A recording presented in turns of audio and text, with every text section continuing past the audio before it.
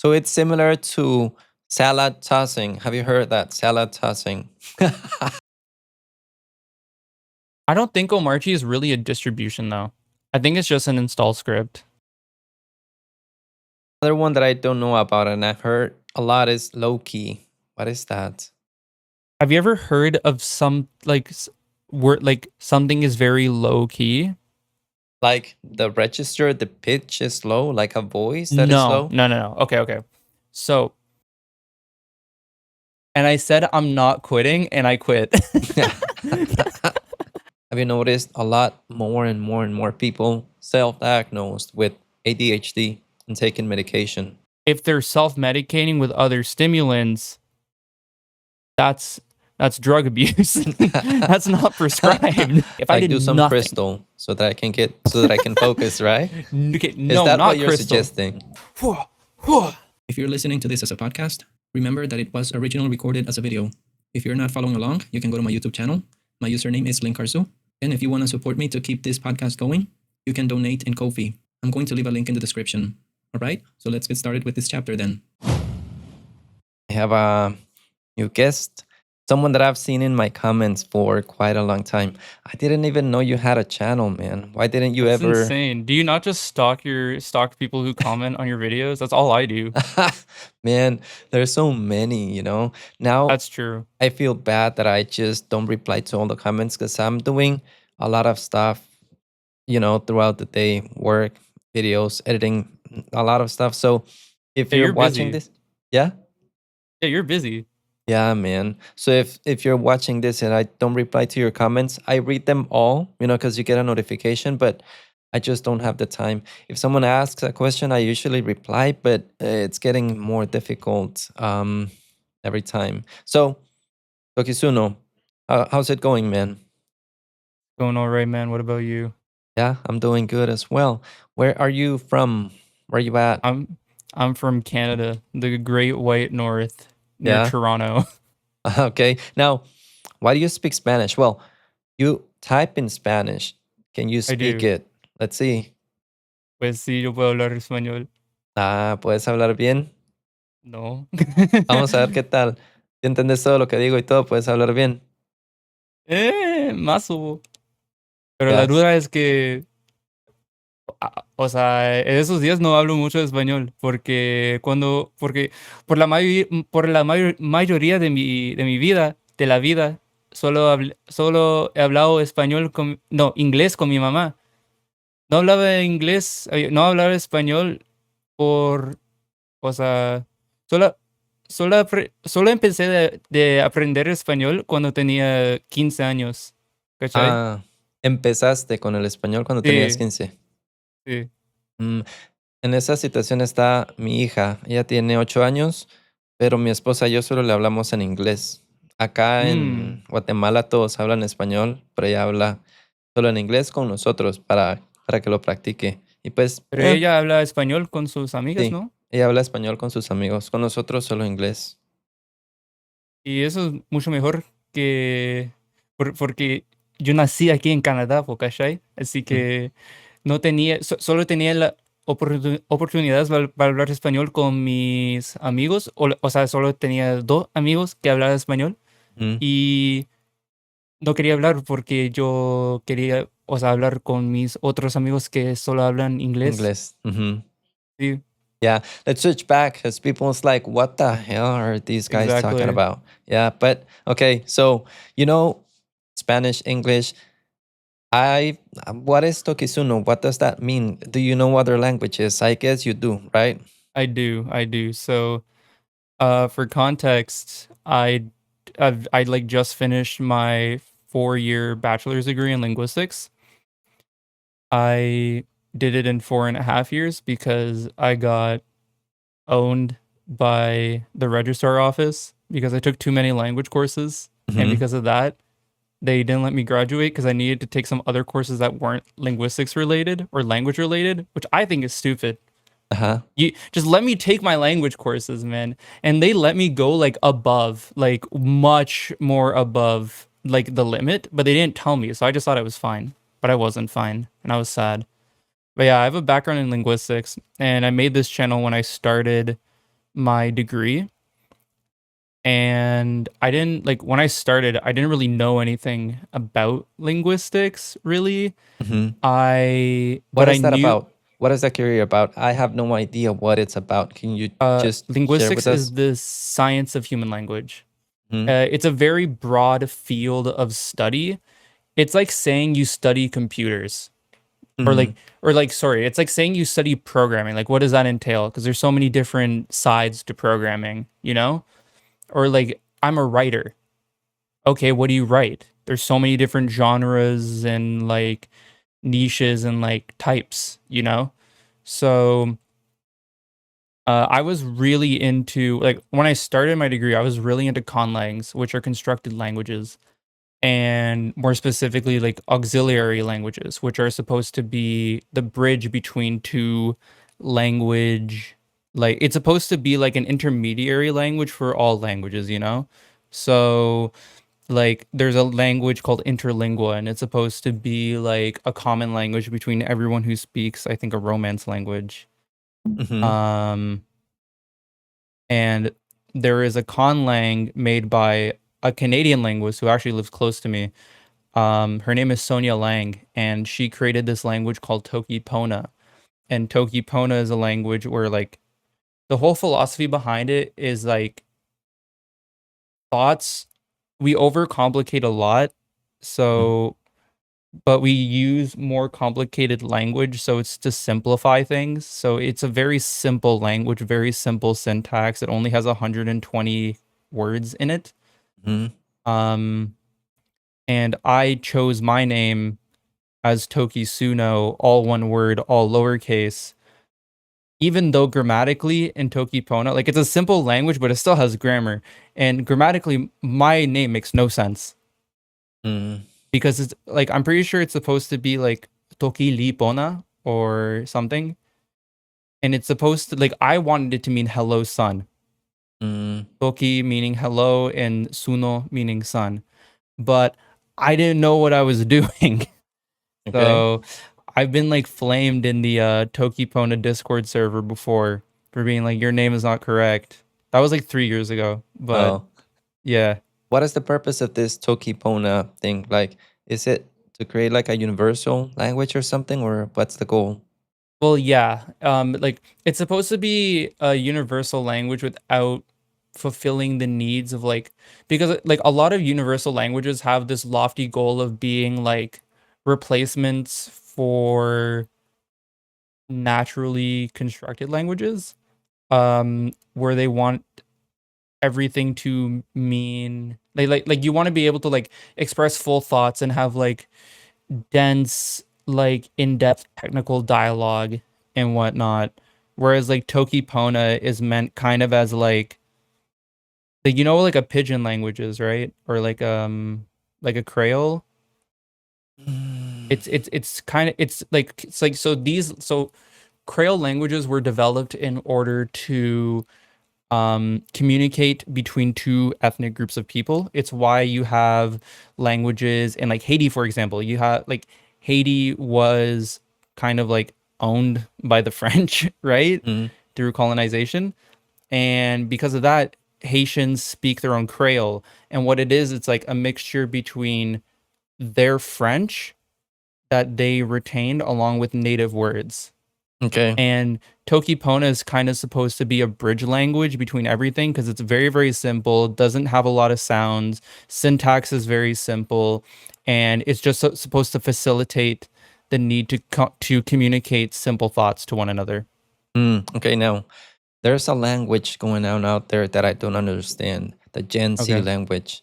Now, The Gen Z. yeah, I listen to a lot of different words. Low key, glaze. I don't know what all that means, man. So you'll have to teach me. We will We will. have a section in the call, and we will go over this mysterious language. I know what Riz Riz. is. Well, I You don't don't know what know. Riz is? I don't know. I'm not sure. I think I do. I think I do, Okay. but I'm not sure if I use it correctly. So you let Okay. me know. Okay. Now, something that I wanted to ask you as well. Now, why do you know Spanish, by the way? Like, how? Why? Okay. So I kind of explained it in Spanish, but not everyone speaks Spanish. So I grew up with like an immigrant mom and like a Canadian dad. My parents actually met abroad.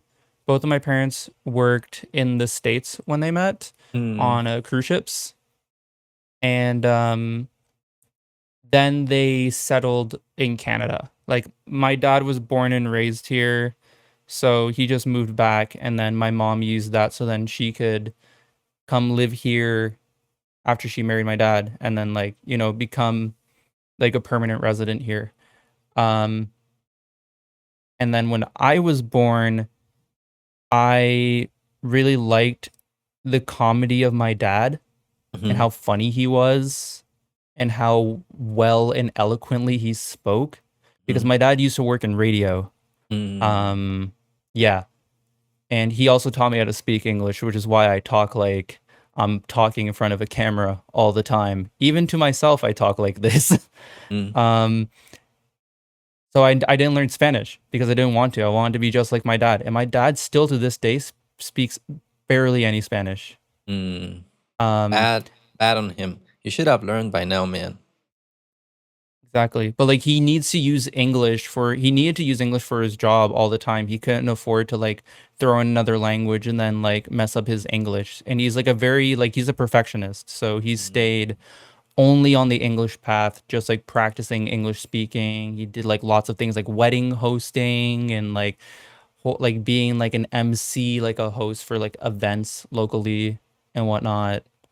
Yeah, I didn't want to learn Spanish just because I wanted to be like him. And when I was in grade 9, because like in Canada or at least in Ontario, where I'm from, like that's the province I'm from, you need to take French for 5 years, mhm, and you do that from grade 4 until grade 9.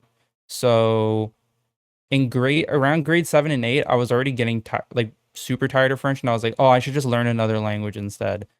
And that's when I got into like being a weeb and like looking at like Korean and Japanese and like mm, Mandarin. mhm, And then like I was like, all right, I'm gonna learn Spanish because my mom speaks Spanish. I want to be able to like speak to my relatives in Chile. Um, I want to be able to speak to like my grandmother, who's like my only at that time was my only living grandparent. All my other grandparents had mhm, died at the time or like were about to die. Like my aunt, like not my aunt, my grandmother died a year later when I was in grade 10. And then my abuela died when I was in grade 11.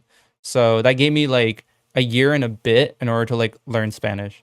So I learned Spanish like literally in high school. Like lots of people when they go into like public education and they learn a language, they're like, "Oh, this is the worst thing ever. I learned absolutely nothing." And I feel like in my case, I still got like the normal like public education Spanish treatment, but I would be on like Hello Talk every single day. I would be on Twitter trying to find like Spanish speakers. I would be like watching Hola Soy Germán, Oh, okay. like I would be on the grind And what all does the your mom time. say? Is she happy that you finally learned Spanish? Yes, yes, and she's kind of indifferent because she was kind of like, okay, if you don't want to learn Spanish, that's fine. I'm not going to force you to learn Spanish if you're so this against learning Spanish. But if you want to learn it, that's cool. We can speak Spanish. Mm, And I came around to it eventually. So, yeah. okay, now there's something I wanted to ask you as well. What do Mm. you think when people call the United States America? Because I live in Guatemala, I'm in America, and I'm like, but I've noticed it's not just people in the US fault. All over the country, everyone calls it America, not only the people in the US. Do you have any thoughts there? Yes. Language is weird. And let me explain.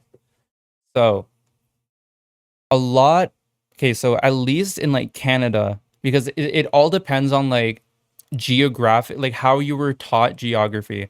And geography, we all think it's one thing. It's never that one thing. It's different everywhere. Like you look into what a continent is and a subcontinent, your mind's gonna be fucking blown, dude. It's all different. None of it makes sense. Like, you can look at Australia, right? And Australia is a country and it's a continent. But then you have other things within this, like the subcontinent of Australia. And then you have like the islands around like New Zealand. And New Zealand, I think, can New Zealand be a continent? Was I like on crack when I read this? Okay, it's not considered a continent. But like yeah, it's stupid. So America, because they've just called themselves the United States of America for so long that like it's just a short form abbreviation of the United States of America. Like when you talk about Mexico, you don't say the United States of Mexico. You just say Mexico, right? Yeah. So and like colloquially, we've all just sort of agreed that just saying America means the United States of America. But also, this is where geography comes in.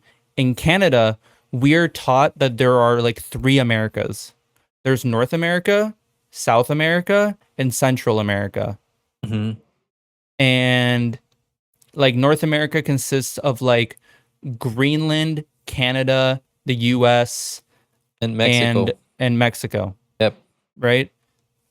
And then there's Central America, and then there's South America. So then when like I hear South Americans a lot on like social media saying like I'm American, but these Americans don't know geography, so they think like I'm wrong. And like technically both sides are not wrong. It's just we're all taught different things. Yeah. I don't know, man. I'm American, but I see that people from Europe on Twitter call people in the United States American, right? So you Americans, and there's no way around it. And it's not gonna change. But I'm like, why, man? Why? Let's just call them the way that they should be called, from the United States, right? But it's not gonna happen. It's just or the States. Like people here, like we'll also call the States, you know? Do you call them in Canada? How do you call them? Do you call them Americans, or we call them American, or we say they're from the States? And like the number one thing you should never do is like call a Canadian an American. Like if you call me an American, like no, fuck you. You're not American. You live in America. I'm not American. I'm Canadian. I'm Canadian, okay? I'm never gonna say I'm American. Just because I've grown up with the division between Canada and the US. The US constantly makes fun of us.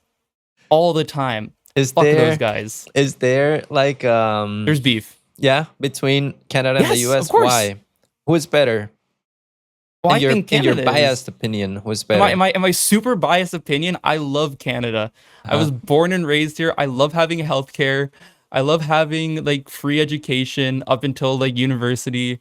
Like, I love that my tax dollars still go towards subsidizing my tuition.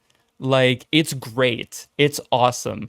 There's a lot of problems here, but I think compared to the US, which is all what Canadians do, because that's the only country we're like really connected to, because Greenland is just so far up. Like, you know, like I'm like that's our only neighbor. That's our only neighbor. We share the largest border in the world. Now, the largest single country border. Now, someone else in Discord also mentioned that Chile, Peru, they're like the same thing. Is that not right? I don't know. I'm just saying what I read in Discord. Chile and Peru are not the same. Like they're 2 different countries. Like our people and our culture can be similar, you know, but it's all just geopolitics. You know, like what constitutes what constitutes a country, what constitutes a language. Go look at like fucking like Serbians and Croatians, right? Serbians. Why so serious, Serbian? Right? Why so serious if you're still there? I think he's from Serbia. Yep. Go ahead. No, I'm just playing with you. I know Peru and Chile are completely different. But how is the relationship there? Is there any beef with you know, Chile, like Chile Serbia and and Croatia? Yep. Or Serbia and Croatia? No, Chile and Peru. No? No, I feel like all of South America hates each other. We all hate each other, but in a loving way. Yeah. Like I feel like South America, we're all like super racist towards all of us. And we're just all chill about it. Yeah. You know? Yeah. I don't care. If they call me Mexican, I'm right below Mexico. I'm from Guatemala. I Yeah. don't care, you know. Yeah, Central America is like a huge country. We're not too different from each other, you know. You go to all of them, they're gonna look the same somehow, kind of different, but the same. People is gonna be different in some of them. It's I think it's because of how close Central America is, you probably have had like similar like native populations that have like sort of like gone up and down and traveled around, because like the native people of like Los Andes are like a Mhm. lot different compared to Oh. like all the different native tribes in like Mexico and like Central America. We're just off topic, man. Yeah, we talked about language and all that, but this is not what we're gonna talking about only here.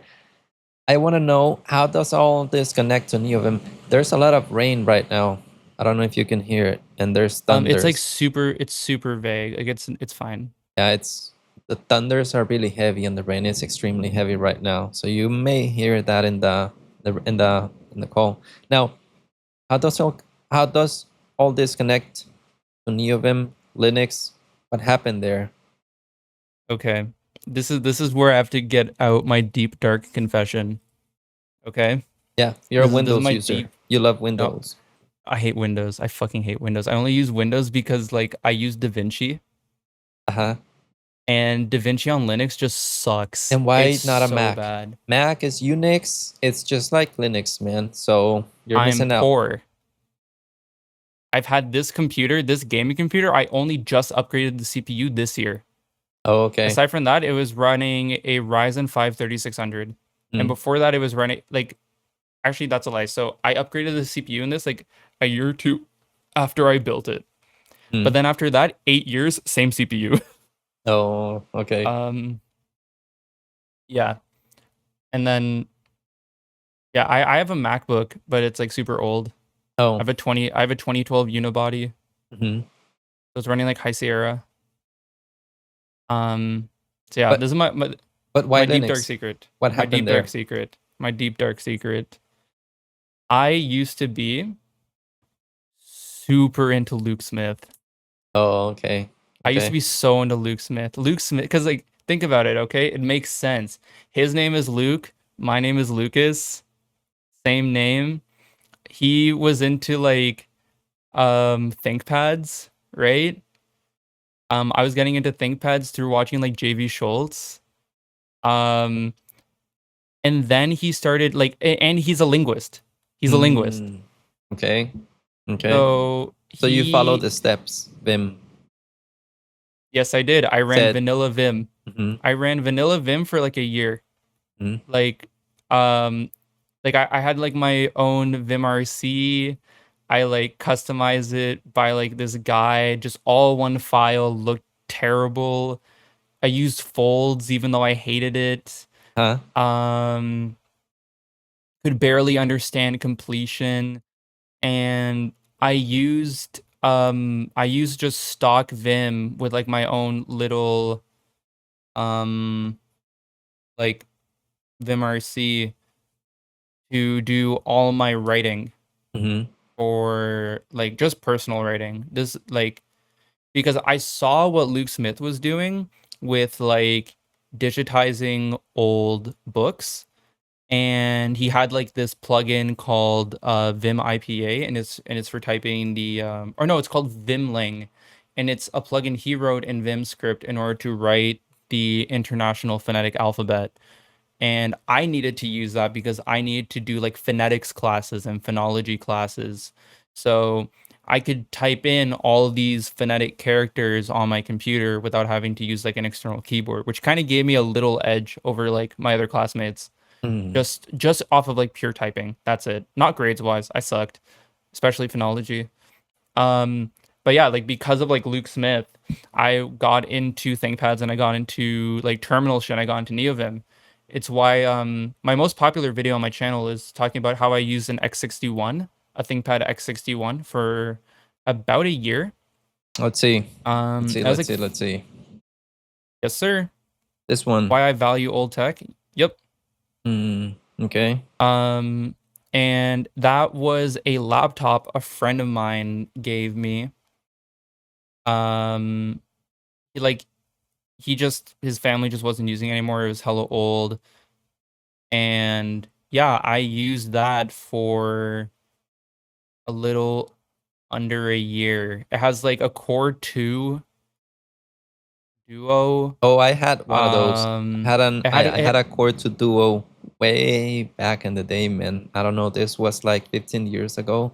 It was the E8400. I remember the model. Damn, dude. Do you want to know what my first desktop processor was? What? A Q6600. Oh, what I got was that quad core, bro. Quad I got that core. quad core. Yeah, quad core. I remember. I didn't get one of those. I rocked that E8400 for years. I couldn't That's afford so anything sick. else, man.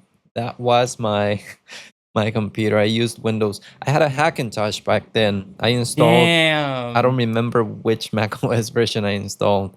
I didn't like Mac too much, but it was a pain to install macOS back then because Hackintosh back then, yeah, old Hackintosh, I'm glad it's dead. It was terrible.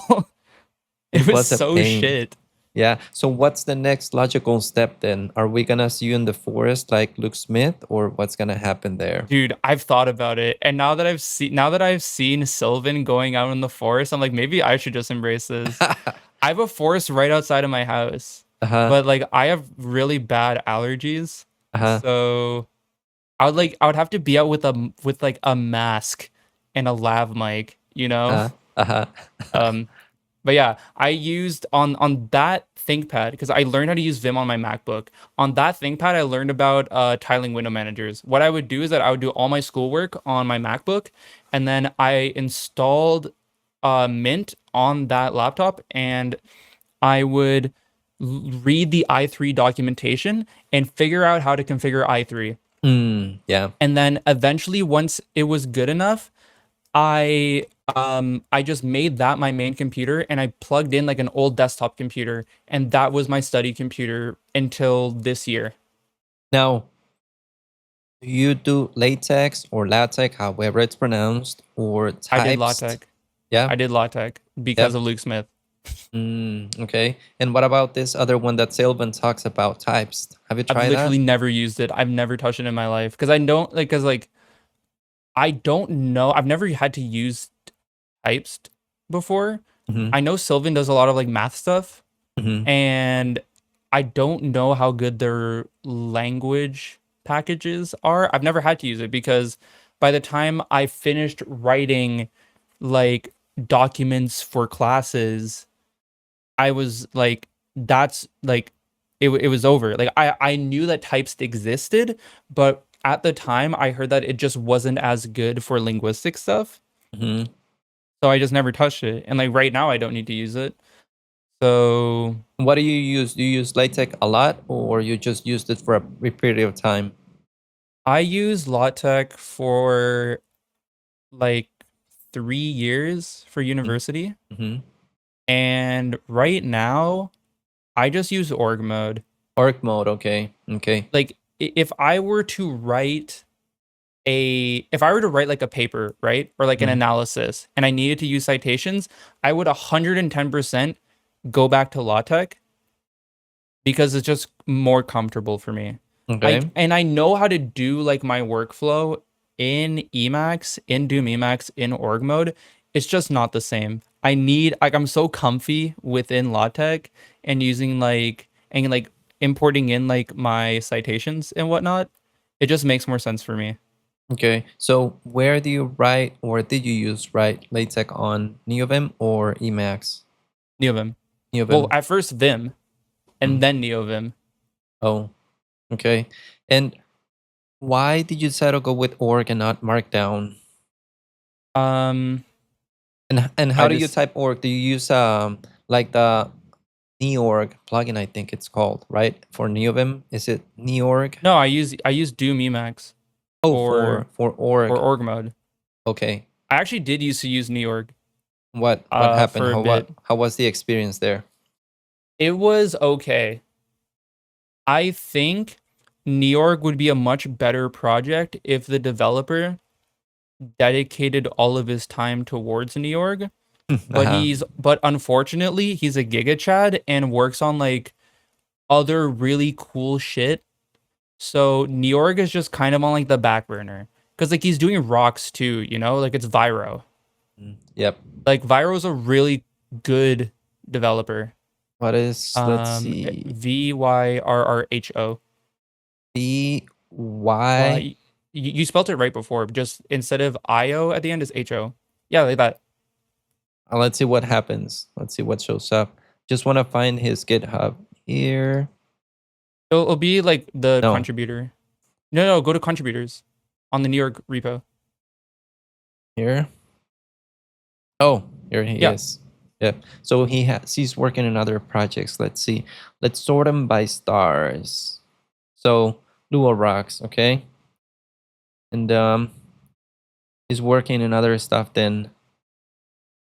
Yeah. Like his other projects have their own like organization profiles, Mm, you know? okay.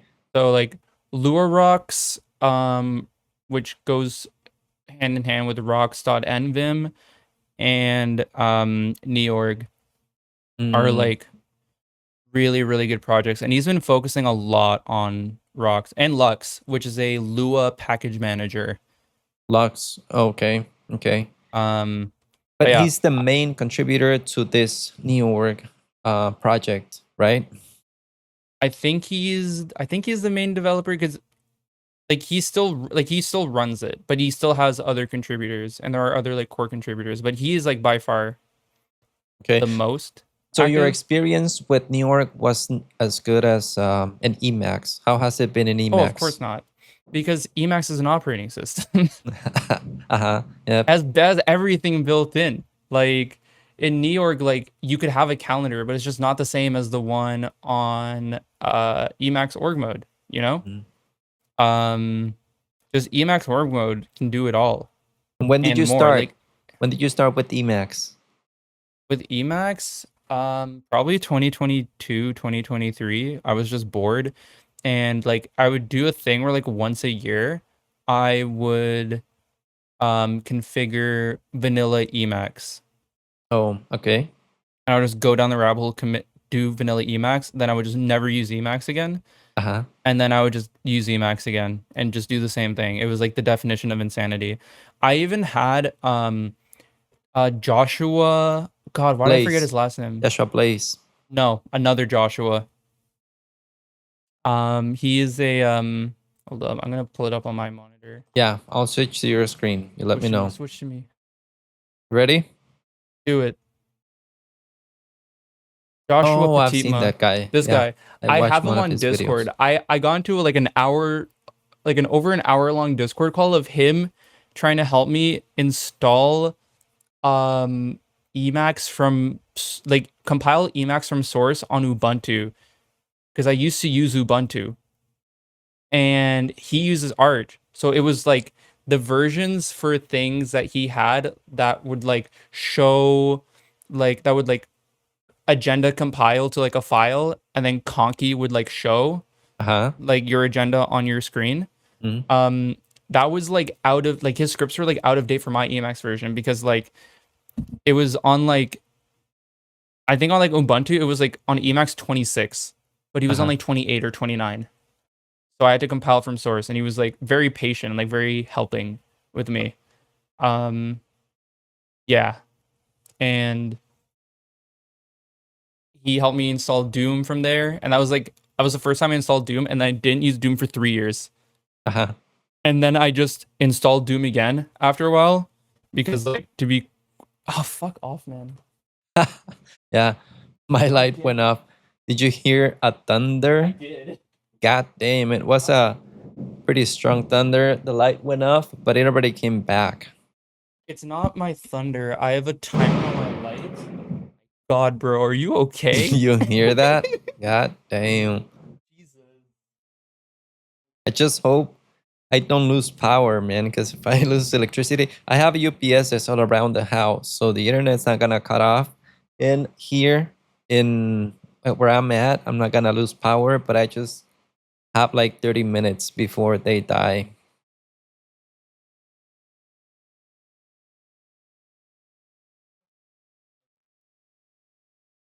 timer on my lights for when I go to sleep. Uh So like this would be like, all right, Lucas, time to go to bed now. huh. Oh, so what is it, Alexa or? I use like these are just like cheap Bluetooth bulbs. I use this app called Casa. Oh, I have those. Yeah, I have them Yeah. connected to Alexa. Man, it's just trash. Do you use Alexa? Have you I used don't Alexa? use it because I don't I don't think it's good. I just It's automate it off of a timer. a piece of man. It's just, and it just made me look like a fool with my wife because I told her, okay, we're gonna automate stuff around the house. I bought like 8 light bulbs and I bought 3 Alexas. Motherfuckers are just trash, man. Yeah, When they're the terrible. when the power goes out and it comes back, all of them turn on, and it's like could be 3 in the morning, and all of them come on, and I'm like, I have never fixed that because I think if I get the switches, the smart switches, I wouldn't have that problem. I don't know. I have to look into that.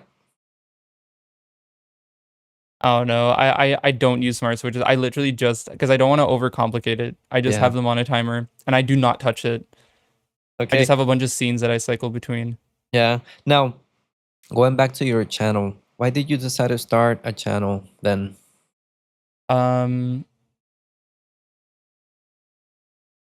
That's a good question. I just remember what we were talking about before like my lights change. I started using Emacs again just because I saw Doom Mm-hmm. again and I was like, maybe this is worth it. And I saw like people doing academic writing in Doom and org mode and everything, and I'm like, this is pretty good, man. And then I saw org Roam. I didn't really understand how org Roam like worked super well. I saw people using it, I just didn't really understand it. And then I saw James Scholz use it, and I was like, well, I'm a James Scholz clone, so I'm gonna just take what he's doing. Who is James Scholz? He's a study with me digital minimalism YouTuber. Let's see. You want to share? Big Papa. Want to share it on your screen? Sure. Is it like Sylvan and No, nothing like Sylvan. Are you a Sylvan fan? Of course I am. Yeah. I remember when I had more subscribers than him. Oh, yeah. He jumped up really quickly, man. He did because he's consistent. Yeah. Okay, look at my screen. This guy. James Scholz. But like I God never damn 14 million views. I never He must- used to watch I never really watched or cared about his study with me videos. I was more into like this type of stuff, like his setup videos. I just really liked his tech videos because it kind of felt like a blast from the past, you know? Like, oh my god, I don't have ad block on here. No, I have to watch a Disney Plus ad. I'm a peasant. Yeah, like this right here. This got me. Like around this time, I discovered Luke Smith too, Mhm. and I was like, ooh, I have the itch for old ThinkPads now. Like, look at this. This is probably still my favorite laptop design, an X61 with a Japanese keyboard. Mhm. No trackpad. You just have to use the pointer in the middle. So it's like purely keyboard driven. It's like it's like look at that, dude. That's like chef's kiss right there. But This is is- it useful? Like, what can you do with it? Like, maybe. Oh, it's edit- just the form factor. Okay, but is it powerful enough? Well, what would No. you run? Like Neovim, right? And Yeah, just Vim. Vim. And it because it's so old, it doesn't support like OpenGL3. Mm, So you can't use the GPU accelerated terminals. Nope. So what do you use then? Oh, back then I used to use xfce for terminal I see. and UX term. Okay, so this is what got you started in YouTube, right? Is this why you decided, okay, I'll do it? Okay, let me actually show you what got me into YouTube. And it was this YouTube channel, okay? This was a another study channel, was really popular back during COVID because of her really aesthetic language study vlogs. Mm-hmm. She doesn't make content anymore, which sucks. Mm-hmm. But she probably gets loads of like revenue just off of her like legacy videos, because she does have like a couple of like really popular ones. Mm-hmm. But yeah, I really like these videos, and I wanted to do them. I initially never wanted to put my face in front of a camera. Mm-hmm. So like for context, I have been doing YouTube since I was like 9 years old. Oh, on this Like channel or a different no, one? no. I've gone through like a lot of channels, like most YouTube. Holy shit! You heard Like that? like most YouTubers, I feel like have gone through like a lot of channels. I have gone through a lot of channels. I'd started doing YouTube when I was 9.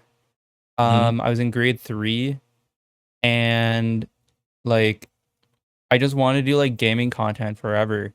Mm-hmm. And then there was a while when I was in grade 10. Grade 10, yeah, mainly just around like grade 10, grade 11. I like, do you know like those like artist like draw my life videos, or like just like animation story time videos? I'm not that young, I think. Okay, No. okay. So it was like I used to want to do that too. Mm. So I had a channel on that, burned out super hard, and then vowed to never make a YouTube video again. It's actually super corny. Like, check out my screen right now. Mm. This is about to be another lore dump. I had this other channel called My Name's Lucas, Mm-hmm. and I made a goodbye montage. Uh-huh. This is a montage video of my time on YouTube from like 2011 to 2017, Uh-huh. synced up to a 1OK Rock video. And I said I'm not quitting, and I quit. Oh my. Yeah, and then like I after this, I was like, I'm never making a YouTube channel again. And then like COVID hit, and I was so depressed. Uh-huh. Like I would sit down, like I would like lay down in bed, and I would just watch South Park clips and like Futurama clips. I used to watch Johnny Two Cellos, he used to make lots of like video essays on like Simpsons lore. And I would like go to bed at like 4 and wake up at like just in time for my class. And I would just be in bed with my MacBook, just still in my underwear at like 2 in the afternoon, unshowered, feel like shit, and just on my Zoom lecture kind of, but I'm also falling asleep. Um and then like I just wanted something to do again. I wanted to just flex my creative muscles, and I saw Creative Toki's videos, or Creative Toki's videos, and I was like, or Smart Toki, and I was like, okay, I'm gonna try doing that because I want to learn languages already, and I feel like this would be really cool to do. And my channel kind of started off as that, and then it very quickly deviated because then I got like the Linux brainworm, and Mm. I never recovered. Oh, yeah. Once you go down those rabbit holes, because it's not just one, man. You can go in so Yeah, many. You cannot go out of there. And it's just gonna keep getting worse and worse, right? What are the plans? Like, what's the future of your channel? Is it going to be tech related or what? I think I'll always want to do some sort of tech video, no matter what. Um, I'm really into like personal philosophies Mm-hmm. and whatnot. Um, the whole reason why I got into all this like Linux shit and like ThinkPads and whatnot was because of Luke Smith and James Scholz. And James Scholz at the time and still was like a strong advocate for a concept called digital minimalism. Mm-hmm. And what digital minimalism is, it's the concept of dividing up devices for their own tasks instead of using one device for everything. So, like for example, I use two computers. I have one computer that's strictly for like gaming and editing, because like it uses Windows. That's like my designated Windows machine. All my Windows related needs are all on that machine. But all my like programming, productivity related tasks are all on my other machine. And And it's what's the that purpose? separation. It's Yeah, the why? separation. Because it's like, okay, I'm gonna try and do all my studying on the computer that has like a good CPU, a good GPU. I have two monitors, so I can just open up Twitch. I'm gonna try and multitask and do other things. My attention is Mm, constantly being grabbed at because everything is like eye candy, more candy for your brain. Very nice. mm, Like, you know? So yeah, I've like on Windows, like it was just super like just using like my gaming computer for like my studies was like super overwhelming because I mm. can never get anything done. I can never get into a flow state with all of these things. And like I at the time was undiagnosed with ADHD. I am diagnosed with ADHD now. And I do take medication for it right here. What is My it? pills. What Sylvan takes? No, I don't take what Sylvan takes. What does he take? I think he takes Adderall. I don't take Adderall. I take Vyvanse, which is just another like stimulant. Does the same thing, but just like different bodies react to different stimulants differently. Like, for example, I used to be on one called Concerta, and Concerta was like was destroying my heart, just absolutely Oh yeah. like against my heart, dude. I remember one time I was just sitting down, like trying to study for something, just sitting. Okay, I was getting like 130 BPM heart rate. God damn. That's like panic attack levels, Yeah, you you were know? high. Definitely. Yes, sir. Yes, sir. And you know, like stimulants, they make you really thirsty too. Like the And I Jim have a Carrey real, movie. Have you and I watched have that a movie? which movie? Hold on. Keep talking and I'll show it to you in a little while. Okay, okay. Um, and I also have a really small bladder. So Mm. I would just be like at the time I also drank coffee too. Uh-huh. So I was high on caffeine. I was high on like Concerta on like a stimulant. Have you Yeah, that watched was this me. movie? Have you Me, watched myself, and it? Irene. No. It's Jim Carrey's the goat though. it's a great movie, man. This scene is just amazing. I just wrote it like shit, but Google understood what I was trying to say. So yeah. Yes, sir. Okay, yeah, go on. Um, yeah, that was me. Just like I would drink I would drink caffeine, and then I would just take the stimulant too. And like I had to pee all the time. My mouth was constantly dry. I was like, I was like a tweaker, dude. It was terrible. Uh-huh. But I take Vyvanse and it's just fine now. I feel like if I were to take Adderall, I don't know how that would affect me. But yeah, I do take a stimulant just because of focus, and I can't put myself to do one thing properly because of the ADHD. Yes. I wanna learn more about and hear more about that. And you were diagnosed properly and you went through all the different tests and all that stuff, right? Bro, okay, let me tell you about ADHD tests, okay? Hmm. ADHD tests are like the biggest, like, okay, because I it's probably different for me because I have a family doctor, okay? I'm very lucky to have a family doctor. Hmm. Um, so like she's seen me and known me my whole life. So I was like, I have all these symptoms for AD that I think are related to ADHD, and I'm having a hard time in my major. I'm having a hard time in university, and I really feel like having some sort of like aid would help me a lot, like instrumentally. Hmm. And she I was like, need a little okay, something, you said to her. yeah, I Mm. need crack. Give me and I need meth, which is what Literally. it is basically. And she's like, okay. And this was during COVID too, so I couldn't actually physically see her. Mhm. But what I had to do is I just had to fill out a form. I'm Mm. not even shitting you. It was 4 pages of like, how do you feel about this symptom? And then it was like 4 options, Mhm. like strongly, kind of, not so strongly, strongly disagree. And it was just all of that. And I answered it honestly. Like, I'm not going to lie on a fucking medical form. Okay. I'm too honest for that.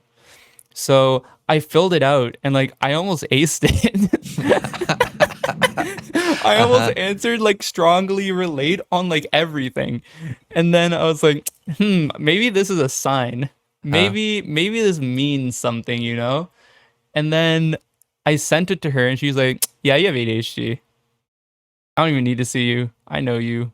I see game. Game sees game.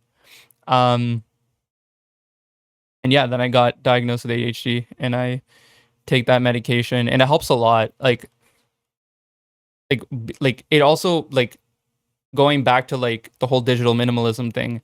It's so then like you split your focus, like you have a tool for the job and you have it do it well, right? Like in all honesty, I could be using WSL2, right? And be programming on Windows. But then I would hate my life and everything I stand for. So I use Linux because I respect myself.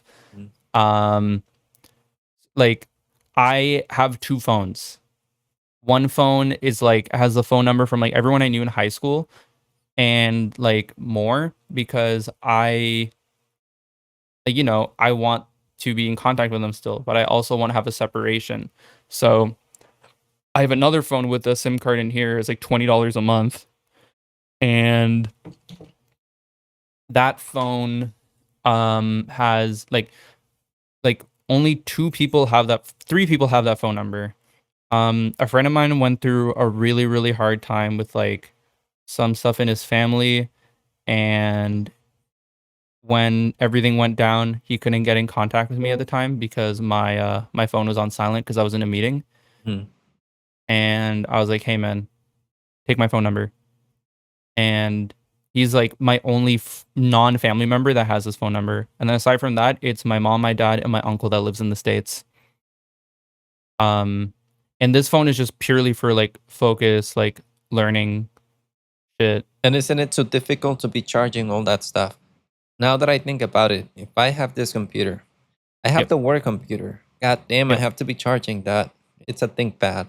If I would get another computer for my work only related stuff, I would have to charge that one as well. And isn't it too much? Doesn't it just become too much of a hassle in the long You're run? considering the fact that you're thinking I need to charge things.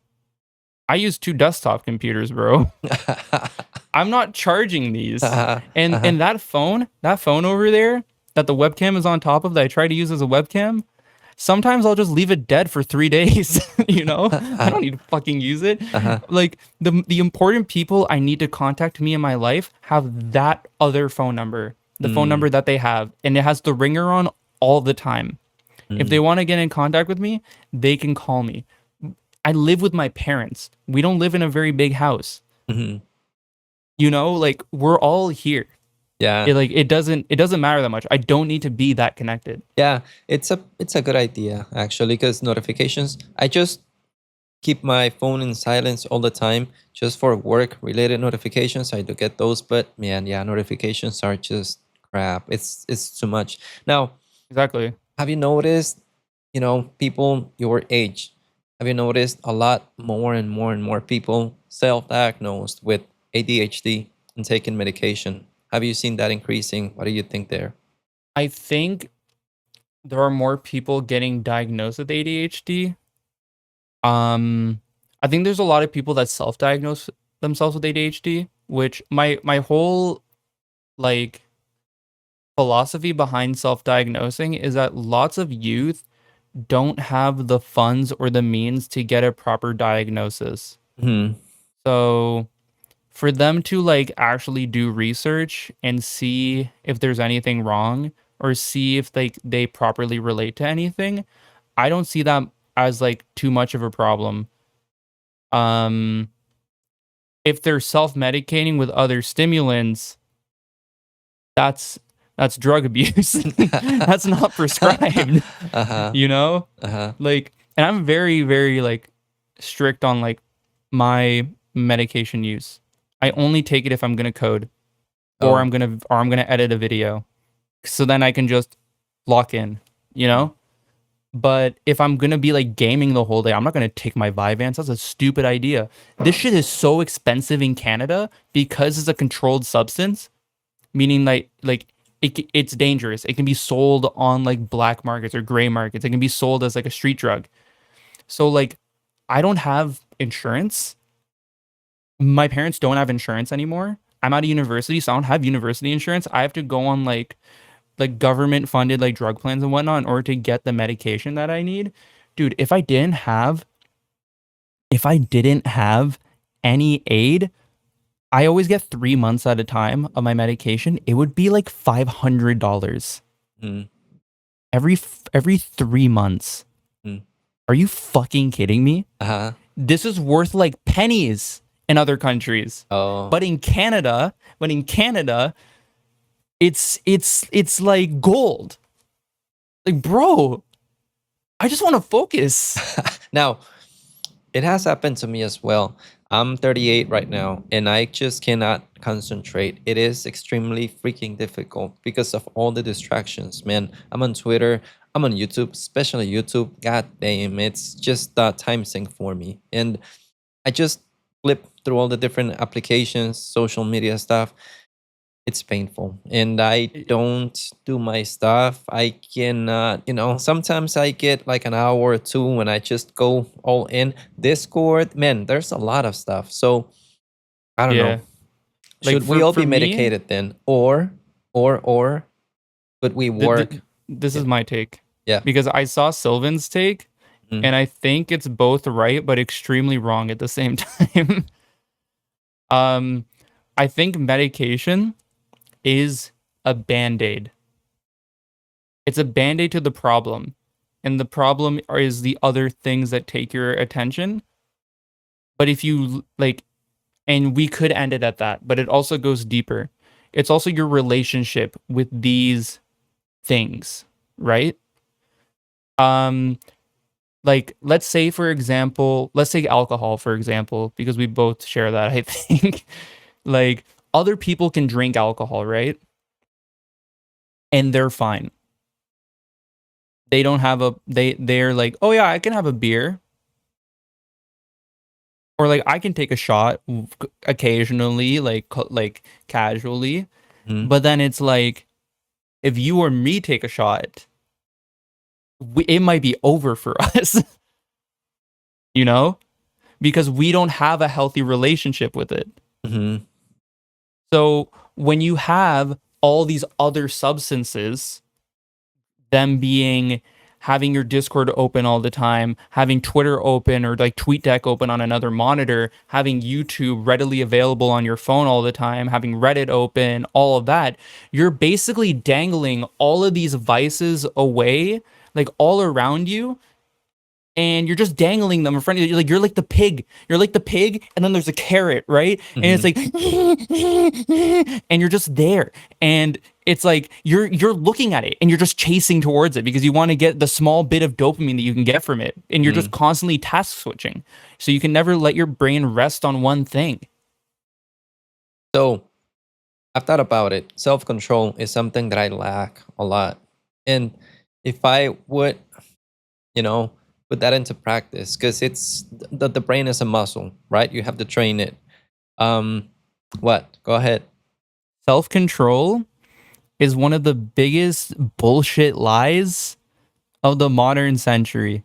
Because people will just say, oh, I can't do this because of self-control. If I practice self-control, I could do this.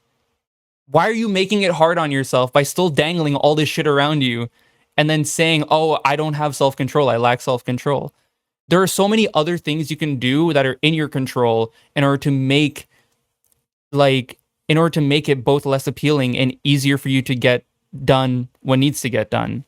Like, Drink a pill. if I did nothing, if I did do some nothing, crystal so that I can focus, right? Okay, Is no, that not what you're crystal. suggesting? No, I'm not suggesting that. But you in the comments, I am suggesting that. Get it twisted.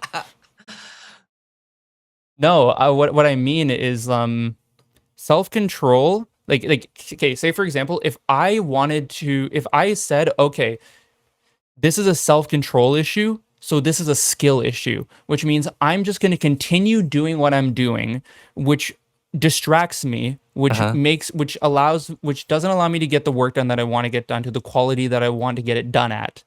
And I just keep on doing that over and over again, bashing my head against the wall, changing absolutely nothing, and then saying it's my self-control. Is it the self-control, or is it the system that I've put in place that I keep on trying to brute force? You know, it's like you're running a test and the test just keeps coming back as failing, and you're like, maybe this time it'll work. And it's not going to work because it hasn't worked for 15 years. You know, like for me, like I studied the same way up until I reached like 20, 21 years old when I was in university. And I realized before, I had no idea how to study. I had no idea how to focus. I had no idea how to keep myself accountable. I had no systems in place. I had a terrible working environment. So there was distractions all around me. That's why I have like physical barriers of entry to doing different things. Hold on. Let's get hippies for a while. Have you ever considered or tried meditating and all that stuff related to meditation meditating is and great. all that stuff? But have you ever tried it deeply, like taking it seriously? I have not, and that's something that I want to experiment, you know, because I know about meditation.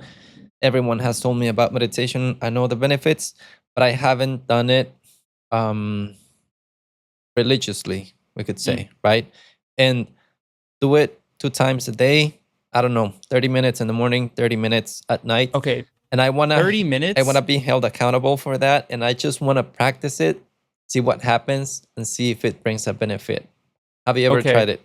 Okay, let me just start off by saying this. If you're saying I want to get into meditation, then just right off the bat going, I want to do 30 minutes, that you're shooting yourself in the foot. Yeah. It's like saying I want to program in C and never segfault ever. I will never segfault, and I'm gonna write code 4 hours a day without a single segfault or memory error. Like, you're just lying to yourself. It's just all a disillusion. Yeah, it's not gonna happen. I have tried it like goddamn 20 times, and I just tried for 1, 2, 3 days, and then I just quit. I don't continue. Yeah, because you're not making it easy on yourself. Yeah, you're not making it easy on yourself. It's not a sustainable like method. And I feel like with a lot of this stuff, there also has to come a lot of self-compassion. Like, it's not you that has your bad focus is the product of all these systems in place by these insane engineers and psychologists making things as addictive as possible, right? Mm-hmm. That's all intentional. And the fact that it's working means that their studies are going to use, like they're working on you. Mm-hmm. So you do things so then they make them less appealing for you, like putting your phone on black and white or something like that. So with meditation, when you want to like get into it, you need to start super late. There's actually this we should try something. Well, we're gonna try something. Medito. We're gonna try something in my Discord. I'm gonna create a channel or something, and we should do like a challenge. You know, what is that? Use this, man. This is a free meditation app. I think it's from. I even paid for one, man. I paid for an app, a yearly subscription. Never didn't use it. Bad. But no, let's do something in Discord. You know, let's see if someone else joins the challenge. Doing it twice a day. We're gonna start small and see if we can see any benefits. You know, months. Let's see what people say in the comments. If they want to do it or not, and if they are up for it, we can try something in Discord. We can come up with something. Pull up my screen. See, so this is what I used. I don't meditate right now because like I kind of fell out of the habit. It's the same with my reading habit. I fell out of my reading habit, and I still have a goal to read like fucking 50 books this year, and I've only gotten like 4 done. But I'm also like, when I read, I read pretty fast, but like that's besides the point. Medito is a free app developed by like a nonprofit. Mm-hmm. And it has like guided meditation. It has like a 90-day free course program on it. And you can select how, like, you can do 3-minute, 5-minute, 10-minute. I would just do 3 minutes, you know? Mm-hmm. Mm-hmm. That's it. That's all I would do. I'd just sit down on my desk after I was done streaming, and I would just do like a cheeky 3-minute meditation, and that's it. And this is free. You don't like it's free on iOS, it's free on Android. Like it's chill. Interesting. We can try to do something. Let's see. Let's see what people say in the comments. I'm interested and if it's like a challenge in which you do it with other people, you're held accountable and you're like, God damn, I don't want to do this, but I'll just do it because these If MFers are not, then gonna do it. Linkarzu is gonna like drone strike my house. Oh yeah, but we're all over the place, man. What were we talking about? Hold on. We're talking about focus, I think. Okay, yeah, Stimulants I and think Sylvan. yeah, the stimulants. We already talked about that. Meditation. What are your thoughts on alcohol? And we're gonna go over your workflow as well, just in case Yeah. someone's still watching this and they're like, so what are these guys talking about? We're gonna go over your workflow so you just can show us, you know, your stuff. But Yeah. we're just covering other topics as well. Any thoughts on substance abuse, alcohol, drugs? Yeah, it's bad. I think it's bad. Yeah. Have you done it? I've done edibles twice in my life. The first time nothing happened. The second time I had a super bad trip and I was just walking around my friend's living room. We were watching you know the movie The Dictator? Oh, yeah, the Sacha funny Baron one. Cohen? Yeah, the funny Yeah, one. yeah. Where the guy starts like Yeah. that guy. Yeah. Yeah. Yeah. We were watching that movie, and the only scene I remember from that movie my whole time was the beginning of the movie, near the end of the movie when that woman has like the huge breasts and she's like beating the shit out of people with it. And the ending, the credits. And I drank 4 liters of water, probably 4 or 5 liters of water, just pacing around and just sipping water because I got super anxious and I had really bad cotton mouth. Aside from that, I just drank. I just didn't have a very good relationship with alcohol. Everyone in my family, at least on my dad's side, is an addict and has like addiction problems in one way or another. Like I have a cousin or like an uncle who like would basically, or multiple uncles that would religiously stock trade while they were teaching classes. They'd be teaching and then on their MacBook and on their phone, they would have like a stock ticker up, you know? What is that? Like, do you know what day trading is? Yeah, I think. I'm not sure. Like, day trading is when you start trading stocks when the market opens until it closes. Okay. And it's very unhealthy. It's like it's high risk, high reward, I feel like, or like medium risk, high reward, but the mental toll it takes on you is fucked up because you're just watching yourself lose hundreds of dollars and gain hundreds of dollars, and that can happen just because of that. And it's a lot of it is out of your control. It's like gambling, pretty much. Yeah, it is. It's 100% gambling. If you're a day trader, if you are an investor, it's different. But if you're a day trader, then you're constantly monitoring, buying, selling, and it can get really unhealthy because like it's like that's your relationship with money now. It's obsessive. I have other members of family who like have problems drinking. I lost my aunt at a young age, which was like my dad's little sister, due to substance abuse and how it like destroyed her body. Yeah, and that was pretty hard. And then my grandmother also was like a part of that, but like she lived, and seeing the toll that it took on her and seeing her like getting sober from that, and then like seeing all my other family members like egg people on to like drink even though they're sober just because it's like a family event, a family thing. It's like just fuck off. You're against I feel it. like You don't like they're like I don't like it when people like enable people. Yep. Like purposefully. I think it's very scummy. I think it's very shady. Like, bro, I kind of feel like if I was in a room with Sylvan, he would be like, yeah, man, just try meth once. You gotta try it once, man. You know, you gotta know the experience of it. And I'm gonna be like, no, what the fuck? I don't want to do that. Um, yeah, like substance abuse has been very prominent in my life. I did have a drinking problem at one point, but it wasn't like super bad. Like I wasn't like getting blackout all the time. It was just like I was going through a hard time in my life, and I used to have this rule where I would not drink during like when classes are in session because I hate like drinking and then waking up and feeling like shit the next morning, you know? And I don't like I like having control over my brain and over my mind, and substances make you lose control, right? So I would avoid that. But then there came a point in time where I broke that, and I would just, I would drink some beers, like a couple of beers, just like when gaming or when studying or something. I did some times where like, I think one time like me and my friend took like 2 or 3 tequila shots before going to study with friends. We could not study at all. We were just like so fucked, or just we were so tipsy we couldn't focus. The last time I got drunk, it was in March of 2022, and I was so fucked. I drank way too much.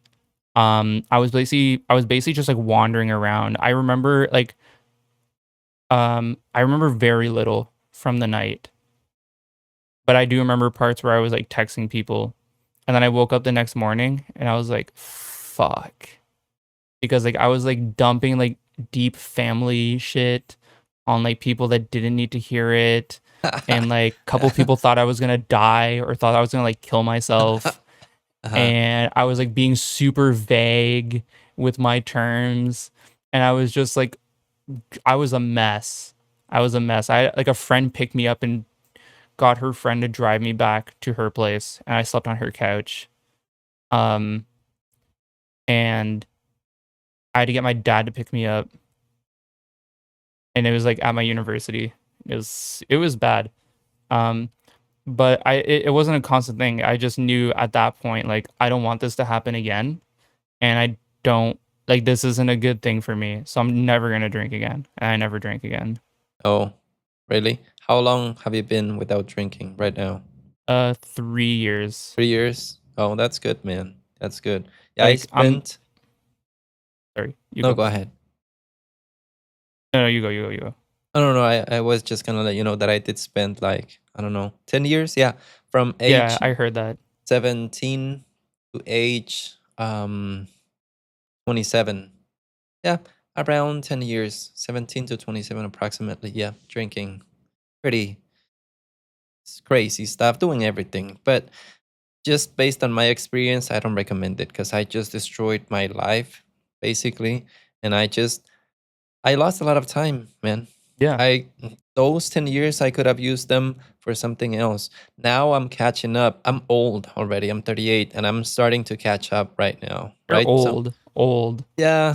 Yeah, but you guys have an advantage. Young people watching this, if you don't do that, you're just Sylvan is 20, right?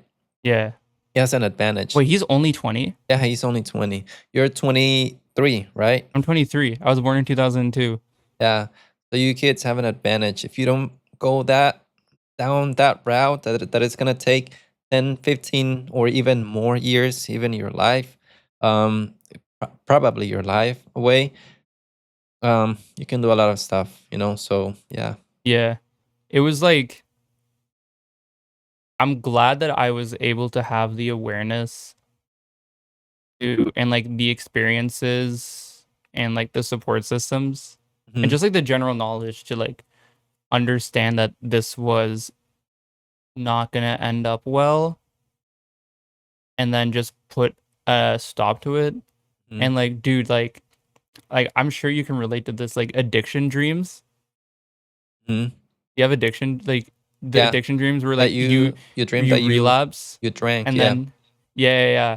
And I'd wake up and I'd be like, oh, yeah, it's oh my horrible. god, oh my god. Like I had a dream like when I get like super stressed, I would like have a dream where I would like be like, oh yeah, it won't be that bad, and then I just get like in the dream I'm like fucking like FOV 3000, just like walking around. I'm like super drunk in like the worst way possible.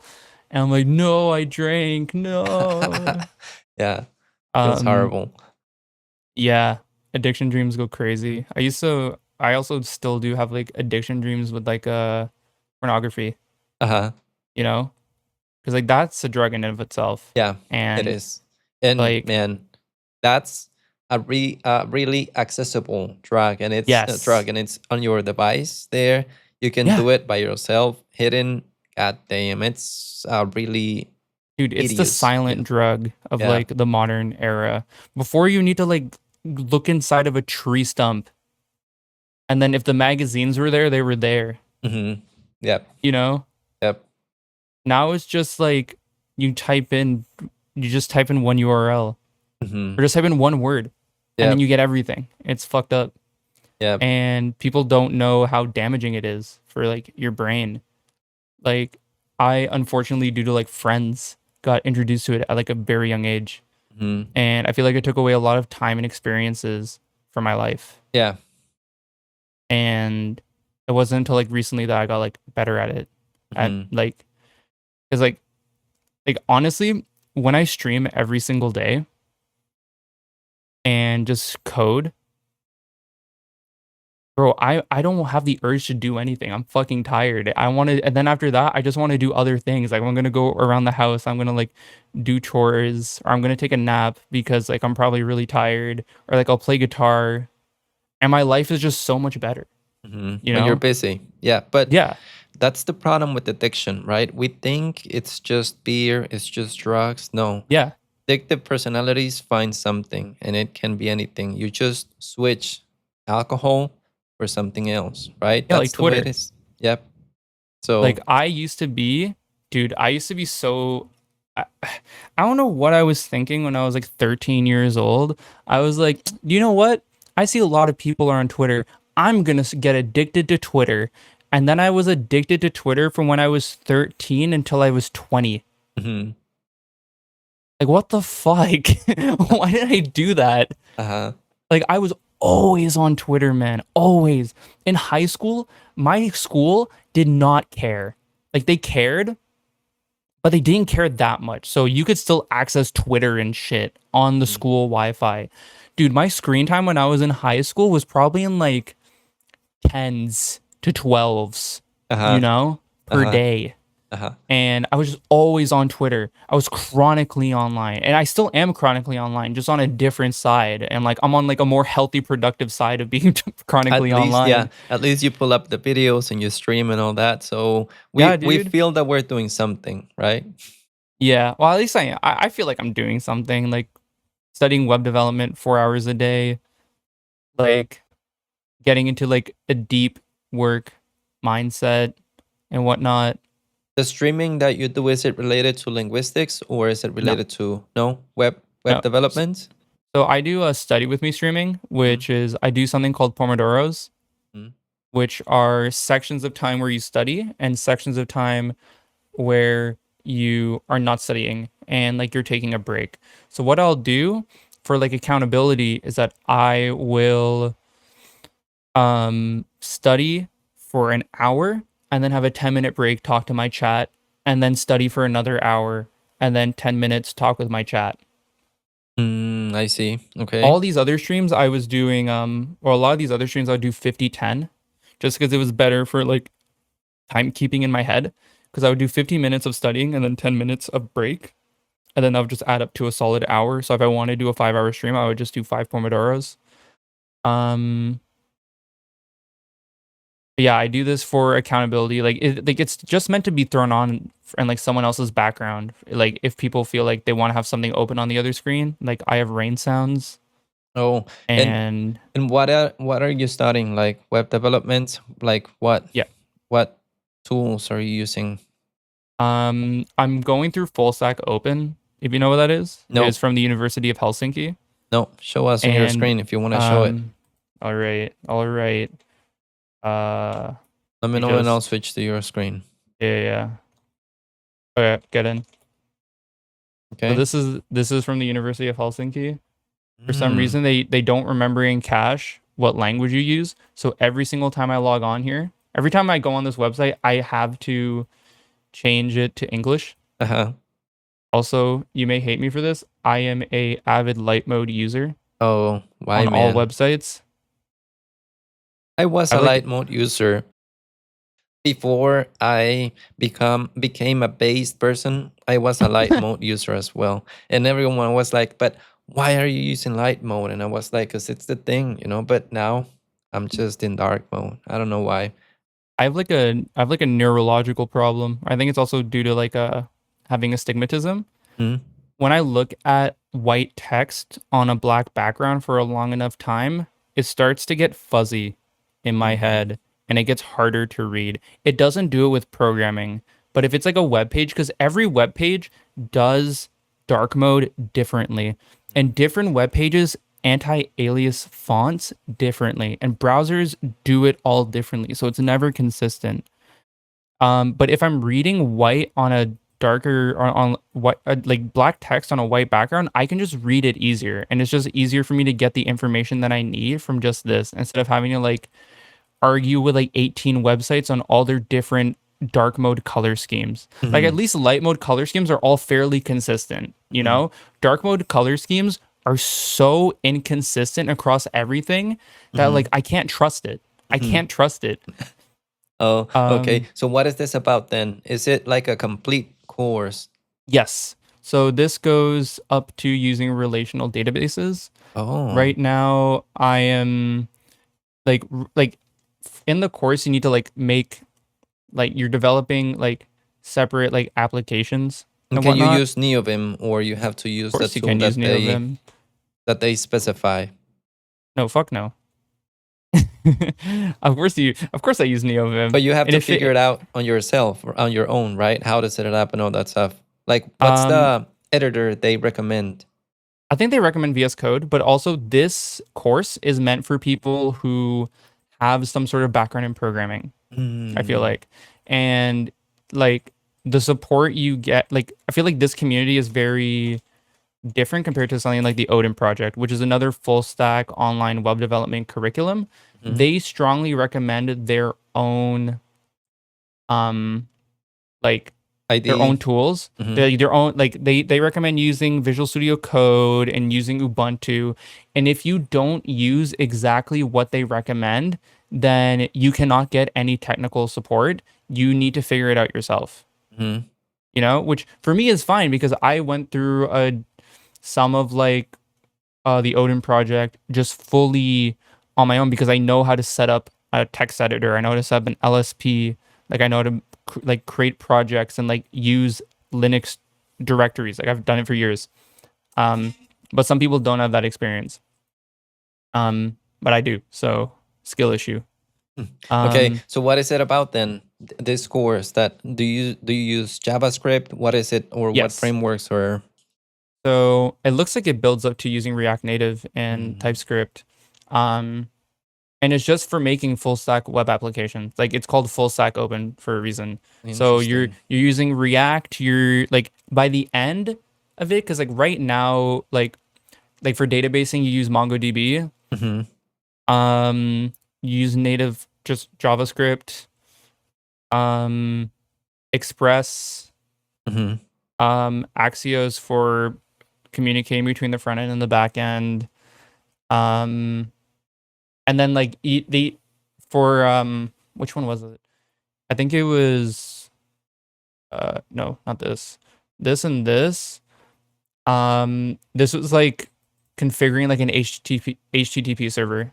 And then this was adding in token authorization, like logging in as a user. Okay. And what's your progress so far? What module are you on?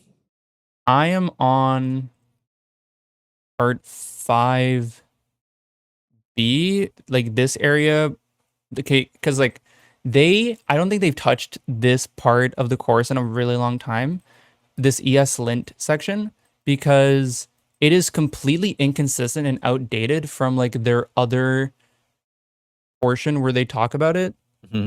So like here they're configuring it using like CommonJS. Hmm. And in an ESLint config MJS. And then here, it uses this uses CommonJS. This uses module.js. But it uses an ESLint RC, which is deprecated now. Mm. And this structure of configuring this is also deprecated. And using an ESLint ignore is also deprecated. Oh, I see. Okay. So it's like it's just really fucking annoying. So instead I made like 3 issue requests on GitHub. I'm like, fuck this. I'm just gonna learn how to test the front end. And then I finished Stream. That was today. Uh-huh. And But how has the experience been? Do you recommend this course? yes. Have you learned a lot? I feel like I have been learning a lot. I feel like the Odin project is overall a better course for just learning not just full stack web development, but just general like computer science concepts and techniques. I feel like if I didn't at least go through foundations of that first, I wouldn't have been as able or capable to follow along with full stack open. Mm-hmm. But like it's because of that experience that I feel like I am excelling and doing well what I want to do. So like if you go back to my screen here, Yep. I have this is my main repository. Mm-hmm. And I keep track of like what I've completed.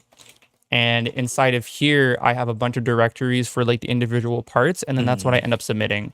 Inside of here, my following along area, I have, so what you do is that you build a project through like the course lessons and the tutorials. Mm-hmm. And then the actual exercises is doing stuff with your own, like your own project that they give you. So if I go into part 4 right here, it's tmux sessionizer, by the way. You see I have blog list, backend, and front end. So everything that I had to do, let me just do backend. God, I suck. Like inside of here, this is like all of the backend for that project.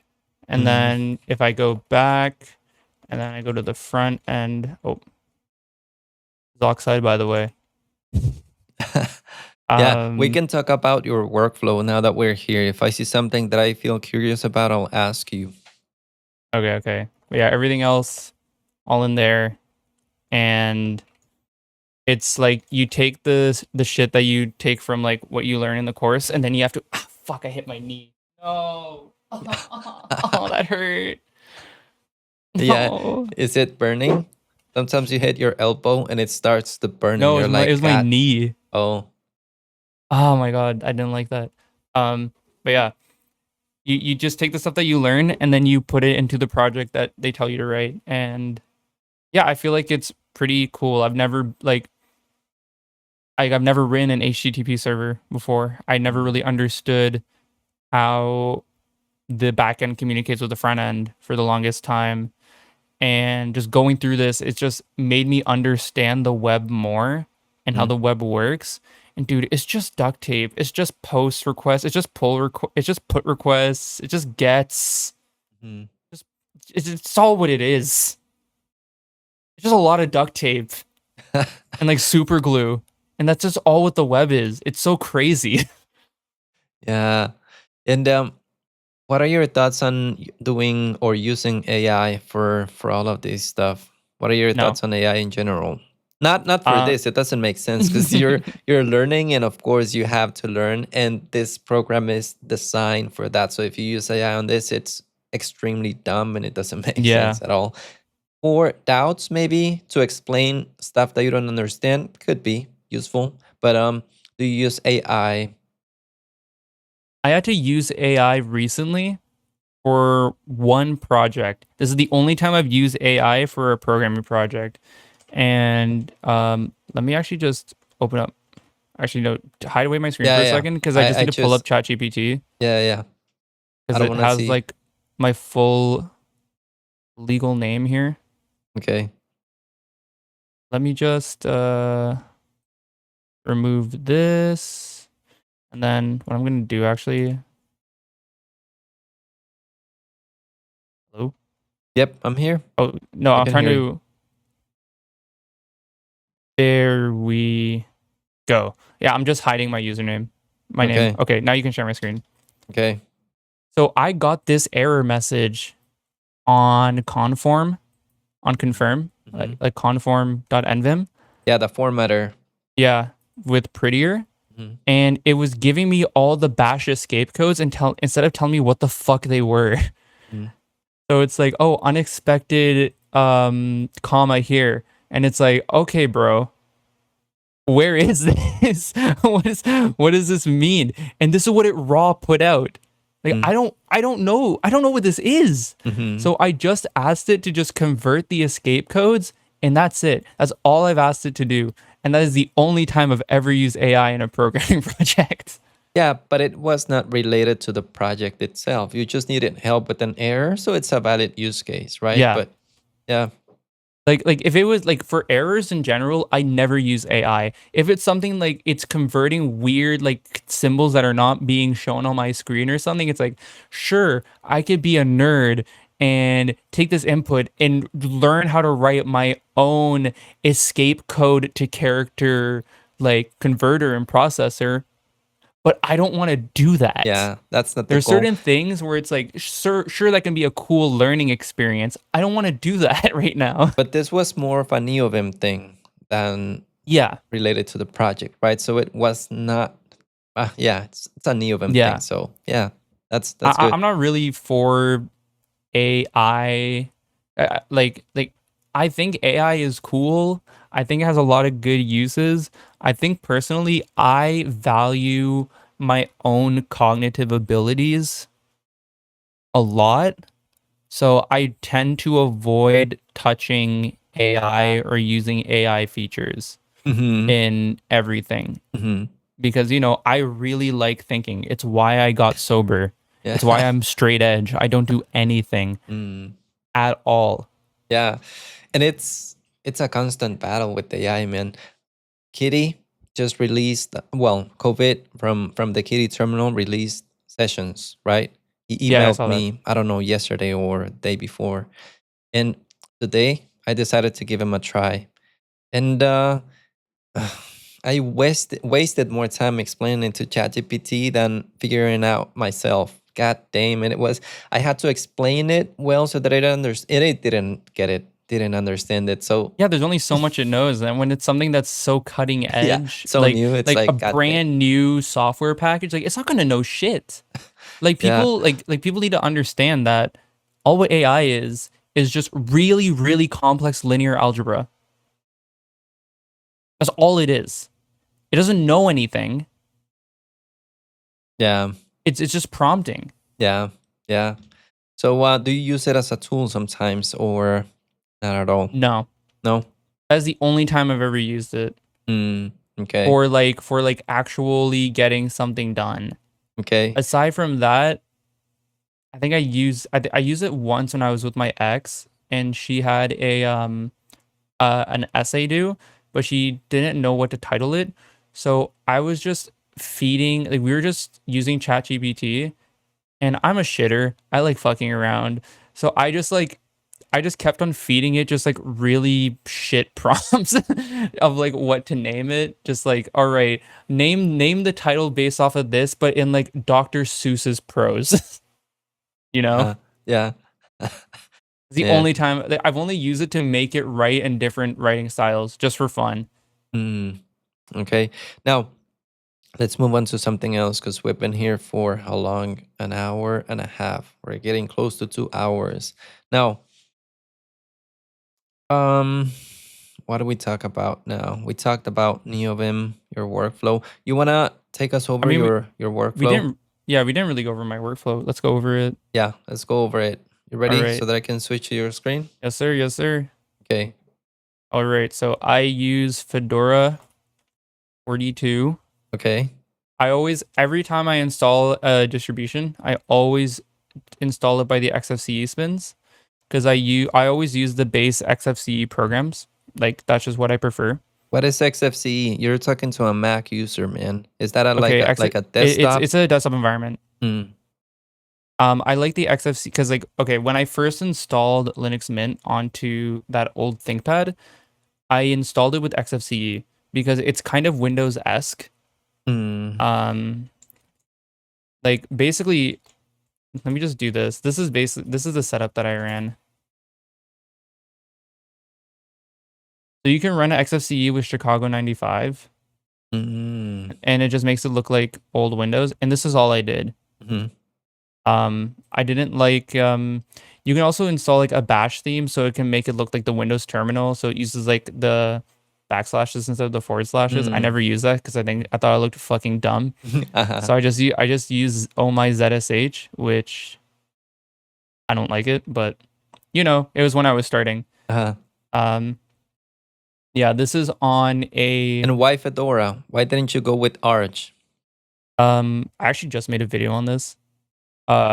Basically I don't use Arch because I feel like Arch is very much like the whole idea behind Arch is putting it together yourself. Mm.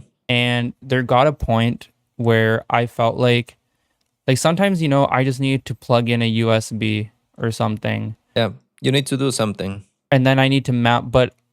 Mhm. And I remember to unmount it and doing that all in the terminal instead of it just being automatic, like what most Linux distributions have by default. Like small annoyances, like small sort of hiccups just got really annoying for me. So I reached a point of using Arch. It's like, okay, I don't use the AUR anymore. I don't feel comfortable partitioning my main drive on Linux. Mhm. Yeah, because you can blow it up. Is that why? Yep. And I, in general, don't need a lot of what Arch has to offer anymore. Because in reality, all I do is that I have a web browser Mm. and I have a terminal. Yep. And then like over here in like another workspace or something, I will have Spotify. Mhm. That's it. That's all I use. And I like having like the tiling and whatnot. Oh wait, I forgot these don't tile now. And the why screen didn't you go with the gigachad distro, Debian? Debian, I didn't choose Debian because I've never used Debian. That's really it. I've used Fedora. I actually really like Fedora. I like having still more up-to-date cutting-edge packages Mm. without having to do all the Arch maintenance. I think the time I spent in Arch was very productive.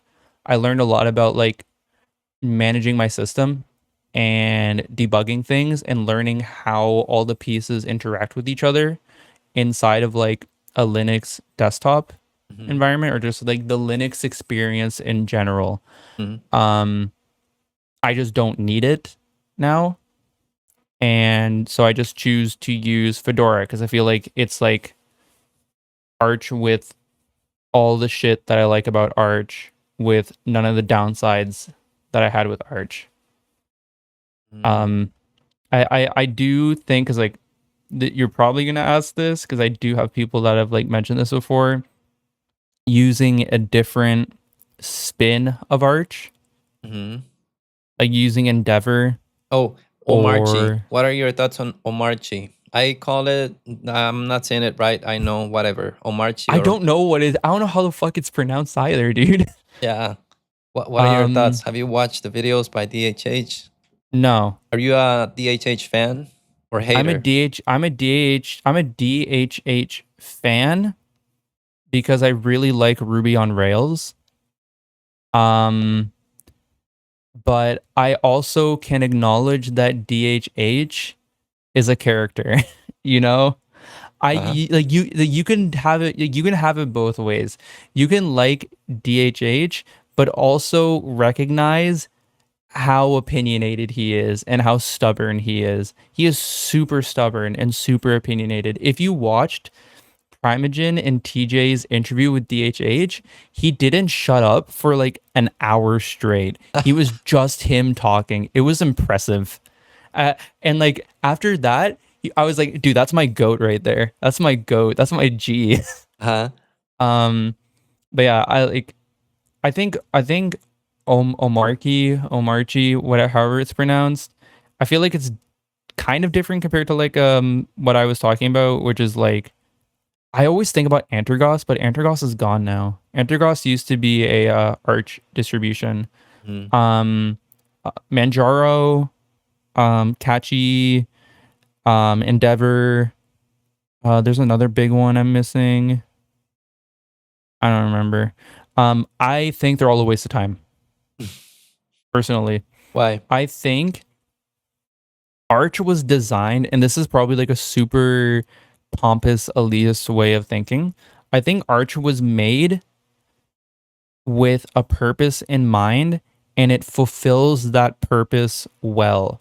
And I think getting away, like adding layers of abstraction around the purpose of Arch to like sure, adding a graphical installer, that's cool. What was that's the fine. purpose? What do you think the purpose was? I think the purpose of Arch is it is a Lego set. It is a building. It is a DIY kind of DIY centered Linux distribution where you get given all these tools and you have to learn how to like make them all work together in order to have like a decent experience. Like a puzzle. Yeah. Mm-hmm. Like you use Arch because you want to fuck around and find out, you know? And once you start getting into the realm of other Linux distributions that are all based off of Arch, you're getting away from what makes Arch good. Okay. Yeah. So why one use of the Arch best in things, the first place, right? So like, why do you need an Arch-based distribution when Arch is right there? Oh, You can I use see. Arch install. You can get it done. You can get it done with Arch install. It's fine. You don't need a Calamari GUI installer. It's just like you don't need it. Like I know it's scary to only use a keyboard, but promise me, if you want to use Arch and you still want to use a mouse, you can use the mouse just after you install it through Arch install. Like when you install Arch through Arch, because it's not really Arch. It's just based off of Arch. It's like saying you're installing Ubuntu, but you're installing Mint. Mint is not a Debian based distribution. It is an Ubuntu based distribution. It's like saying I'm installing Ubuntu, but you're installing Mint. You know, it's not the same. They have different forms. They have different communities. They have different maintainers. The same goes for the people at Arch versus the people at Manjaro versus the people at Endeavor versus the people at Catchy. Valve invests in Arch, right? Valve is not investing in Manjaro. They're investing in Arch. And what does Arch give you? It gives you the wiki, right? The Arch wiki is designed for Arch. And the Arch wiki is designed for Arch users who know it's for people who know what is installed on their machine. Once you get to the realm of these other installers, you don't know what the fuck is installed on your machine because you didn't configure it, right? Instead, you're using like Ubuntu in your own sick, twisted mind, but like with duct tape. You know, because you don't know what the fuck is going on. It's still supposed to be a rolling release distribution, but when you have a rolling release distribution like that, you should at least know what you have. You should at least know what like you're doing a little bit. It's like you're just using a more unstable Linux distribution with worse documentation, because if you have a problem with these Arch-based distributions, you're not allowed to go on the Arch forums. Oh, okay. You can't ask for help on the Arch forums because you're not using Arch. Okay. So you've already lost a huge resource and a huge community of people that will help you. I've gone to the Arch forums. I've gotten good answers. I've gotten like good support from people. I've had problems with AUR packages before, and I used Arch, so I was able to get support. But if you have an AUR problem on Manjaro and then you go to the Arch forums because of your Manjaro AUR problem, you're going to get laughed away because you're not allowed to ask for it because you're not an Arch user. Now, What about someone that has the money and has the resources and can pour money in documentation and maintaining a distro like Omarchi, right? What are your thoughts there? Because, it's not an... I don't think Omarchi is really a distribution though. I think it's just an install script. Okay. I think it's just a customization script. It's like saying, oh yeah, what do I think about the Linkarzu distribution? Mhm. You have a script. Yep. Yeah. It's not really a distribution though. Yeah. Makes sense. Like I feel like distributions are more like they're larger in scope. They have their own like they maintain their own kernel for whatever reason. They and those kernel changes are based off of like their own software packages that they have. Just installing a bunch of programs on a machine and installing make it a look theme pretty. doesn't really make it a distribution, in my opinion. Good point. Yeah. But yeah, I think Omarchi is or Omachi, whatever the fuck it's called. DHH Arch. I think it's fine if you know what you're doing. But if you don't know what you're doing, then it's daunting and it's annoying because you're not going to really know or understand how to set things up the way that you want it to because it's his opinionated setup. And DHH is very opinionated. DHH used like TextMate until like last year. Do you like what? This dude is a psychopath. He didn't want to move away from using macOS because he used TextMate. TextMate is what kept him on macOS. Dude, if that's not autism, I don't know what is. Yeah. I want to try Arch and no, I installed Arch actually, but I I don't have the energy. I don't have the time to go. I used the Arch install, the script. I didn't go the OG way. I did it with I didn't either. No, with the script. And but I didn't learn much because I already knew basically all the things that I needed to do. Someone just starting, I think it's a good experience because you could learn a lot of stuff, confusing as hell.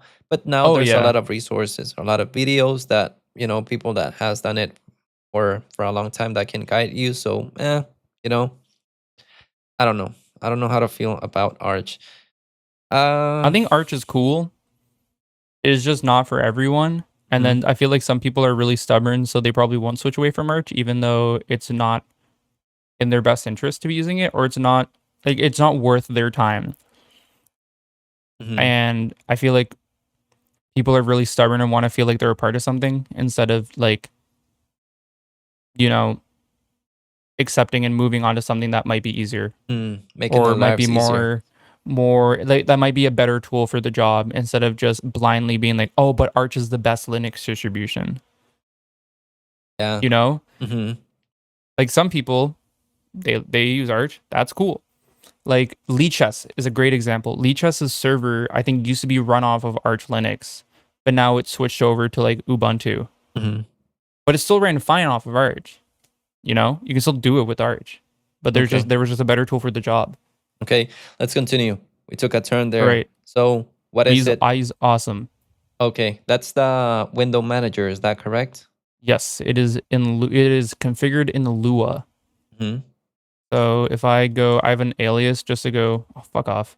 And you just do an application on the entire screen, right? On the entire workspace. What's up? You do one application on the entire workspace to occupy the entire screen, or you use tiles?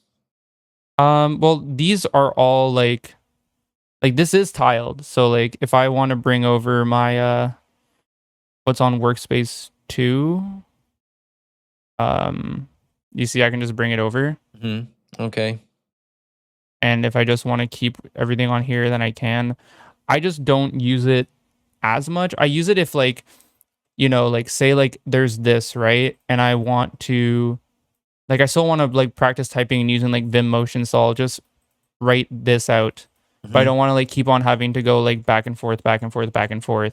Okay. Then I will just actually move it over and then go to wherever it is, And type. and then just like write it out here, Okay. and then just move it back. Okay. Yeah, I use a very base, like this is pretty vanilla Lua RC. I didn't change around too much. I just defined like my default programs up here. Mhm. And why then you started with Vim? You said, why did you switch to Neovim? I Because of the heard hype. it was faster. Because of Primeagen. Admit it. Oh yeah, 100%. Yeah. I watched this video on how to configure Neovim. Because when I first installed Neovim, I didn't understand that you used a different command to invoke Neovim.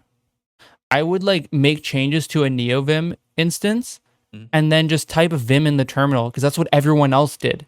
Because everyone aliases Vim to alias. Neovim. And I was like, why? How come when I type in Vim, it's still Vim and not Neovim? I don't understand. And then I would uninstall Vim and only keep Neovim and still type in Vim, not knowing that people use fucking aliases. So yeah, I was a noob. Then I watched Primeagen's guide on like how to configure Neovim, like his really popular guide. Like it uses like Packer and everything, really weirdly obfuscated configuration. I honestly hate that video now. I think the configuration he made in that video is super shit and super overly convoluted. But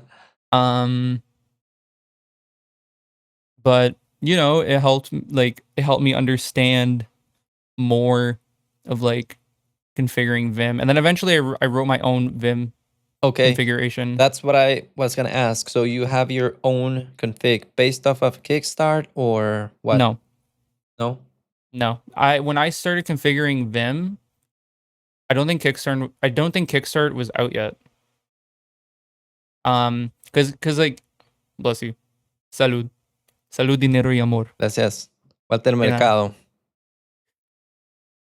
So Kickstart was not available. It wasn't available yet. Okay. So I basically took my original Vim RC off of. Let me just go on GitHub. You scavenged, just like all those other Discord kids, right? Yes, sir. But like, hold up. I can go to like my old .dop files and like find my original Vim RC. What are your thoughts on distributions? Have you used one? I think, judging by how I talked about like Linux distributions, I think you can tell where I'm gonna go with this. I'm still using LazyVim, man. That's crazy. I have it pretty customized, but I want to switch to my own. I want to use Kickstart. Here it is. My OG, the last commit I ever used. I used Vundle. Or what? Look at this. Look at these headers. Oh my god. So for toggling dead keys for when I was typing in like for like my linguistics courses. Spell check. I use F7 and F8. God, what a based configuration. Oh, I used to use space to type in colon. Oh. That's crazy. Dude, I was insane. I should have been locked up. Yeah, okay, so how I started configuring Vim was through watching Luke Smith and then then reading like Medium articles on how to configure Neovim. And from there, I just learned how to configure Vim. And that's how I learned Vim. I learned Vim the same way, like the same, I would kind of call it like the same boomer way that probably like people before learned Vim. But like I was doing it in like 2022, 2023, where you just use Vim and you just edit text and you learn from that. Just base vanilla Vim. And then as you go, you learn what settings you want to enable and then you enable them in your vimrc. And the Vim script language is very simple.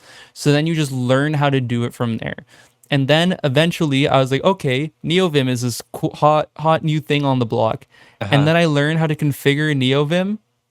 And then I just continued using Neovim from there. Like, I watched how someone else configured Neovim, saw how shit it was, and then just wrote my own configuration. Like, learning how, like, different submodules are, like, sourced in Neovim and whatnot, and how the Neovim, like, Lua runtime, like, checks through code and whatnot. And then it just made sense to me. And I watched like tutorials on like how to make Neovim plugins, and then I tried to like make a plugin and it sucked, but I still made it. And yeah, I'm a very staunch believer of like, if you want to get good at Neovim and if you want to use Neovim like decently well, like for me personally, just ditch distributions. I don't think distributions are worth it. I think distributions get away from the core idea of learning Neovim. Like, if you want Vim motions, you can install Vim motions on whatever text editor you use. There's no shame in that. Lots of people do it. It's fine. JetBrains, if you use JetBrains, just use fucking Vim motions on that. JetBrains is sick. JetBrains is so good. You don't need to use a terminal application. If you want to use the terminal application, just learn how to write things out first. If you don't even know how the file structure works, learn how that works and learn it by like editing files, editing configuration files. That's all I did when I first used Vim. I was just editing configuration files, writing terrible scripts in Python, and then I would learn, oh, I want syntax highlighting. How do I do that? Turn syntax on. Cool. All right. I think swap files are shit. How do I disable these? You know? And then it was just kind of learning from there, and then just learning what it is that like made sense to me. So like if you go back over to like my screen, everything for my Neovim config, aside from like snippets and spell is just like, you know, like Lua spell stuff. My init.lua just requires one thing. Okay. And when you go cd lua, I have one folder, Lucas. Fuck off.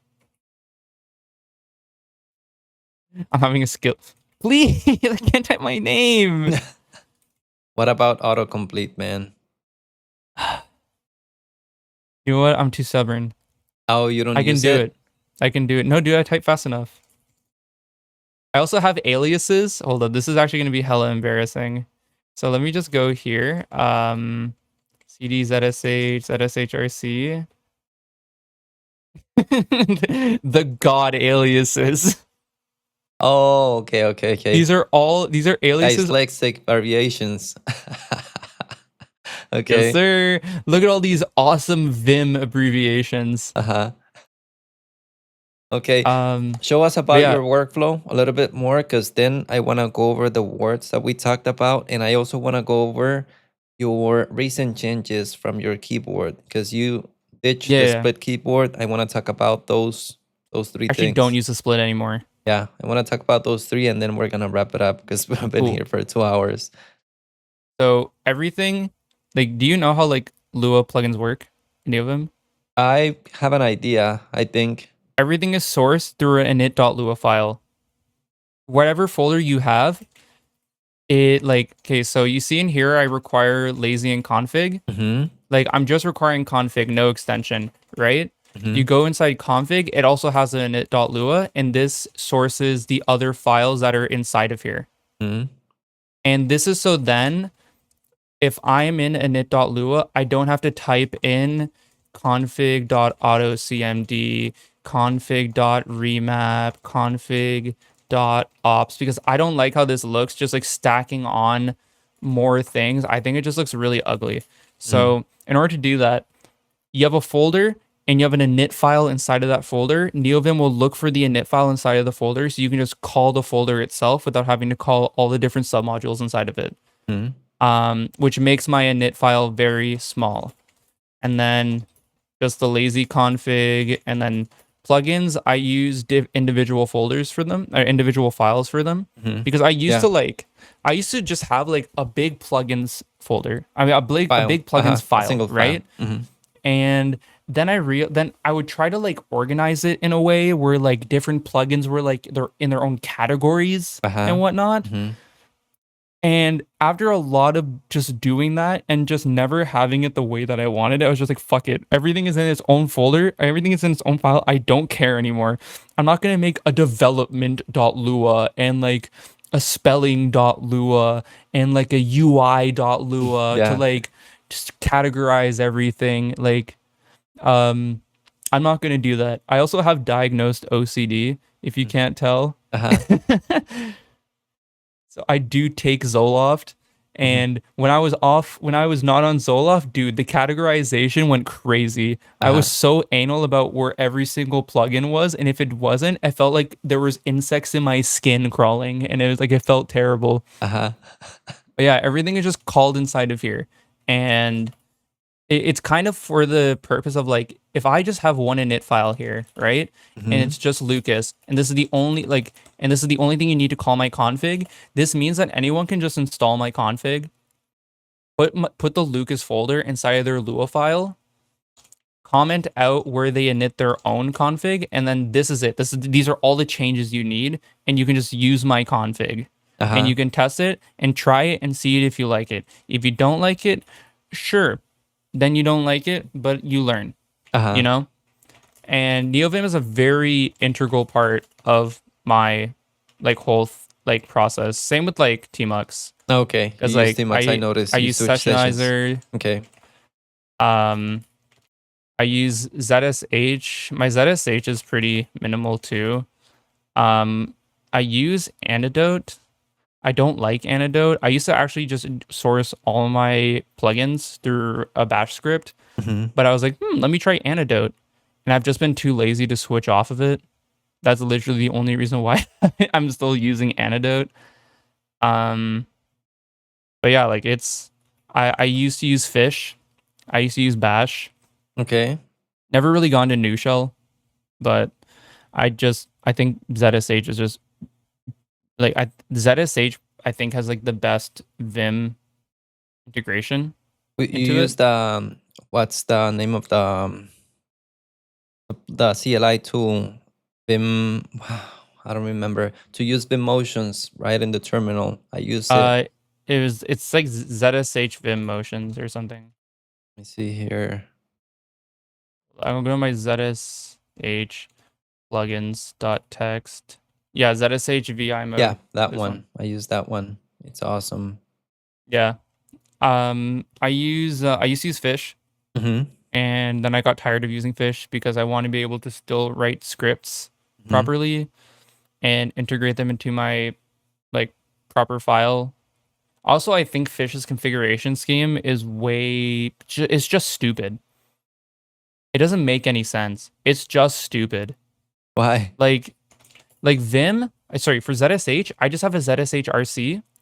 I have the history. The comp dump is made automatically. And then like the ZSH env that's in like your home directory, like just sources what I need here, right? And this is the home directory, like my z.dir directory, which is like my configuration home. It's added into the path, it gets sourced, and that's all what that does. But like Fish, oh my god, dude. Have you never seen Fish's configuration scheme? No, I've never switched to Fish, and I'm not. It's actually it's stupid. It's like, dude, like if you want to like torture someone, like give them Fish and tell them to like configure it properly. So Fish has like different folders, so like you can create functions, but also you can use functions to define aliases, and also all your like exports for like defining environment variables. Forget all of that. They have their own scheme because they use their own .fish language. So you have like set.x whatever the fuck and set fish and variable. Yeah. fuck off. So you have like set ux and then using set g and then x. Like like for me in my head, seeing that there's universal and global, why the fuck is there a difference between that? Why do we need that? That doesn't make any sense. Oh, set -d -x? Bro, this is like a tmux configuration. Yeah. Like, what are we doing here? Like, are we trying to trick the CIA or something with this shell? Like, it's a war crime. Yeah. No, I have not used fish, and I'm not planning on doing. Don't. Yeah. It's cool. Not worth it. I wanna. What else do you want to show us on your workflow? I was gonna show Doom, but it has a lot of personal stuff on it, so I can't really show that. I think my setup is just very basic. I just use I have a bind for. Actually, let me just turn on screen key. Like, hello. Where's my screen key? Oh, because it's supposed to be in an area that it can't access now. Oh, because of like my resolution change of the changing. resolution. Okay. Yeah. So like if I do prefix A, so like control A is my prefix, and then O, I open up a sessionizer. And then if I hold Alt and then hit like these brackets, then I can go between my different sessions. I don't use it too often, but it's still a key that I have. Control A and then S is probably my most used key. Like whenever I am because like there is a difference between how people like when they use like using different sessions versus different like tabs or like different like terminal instances.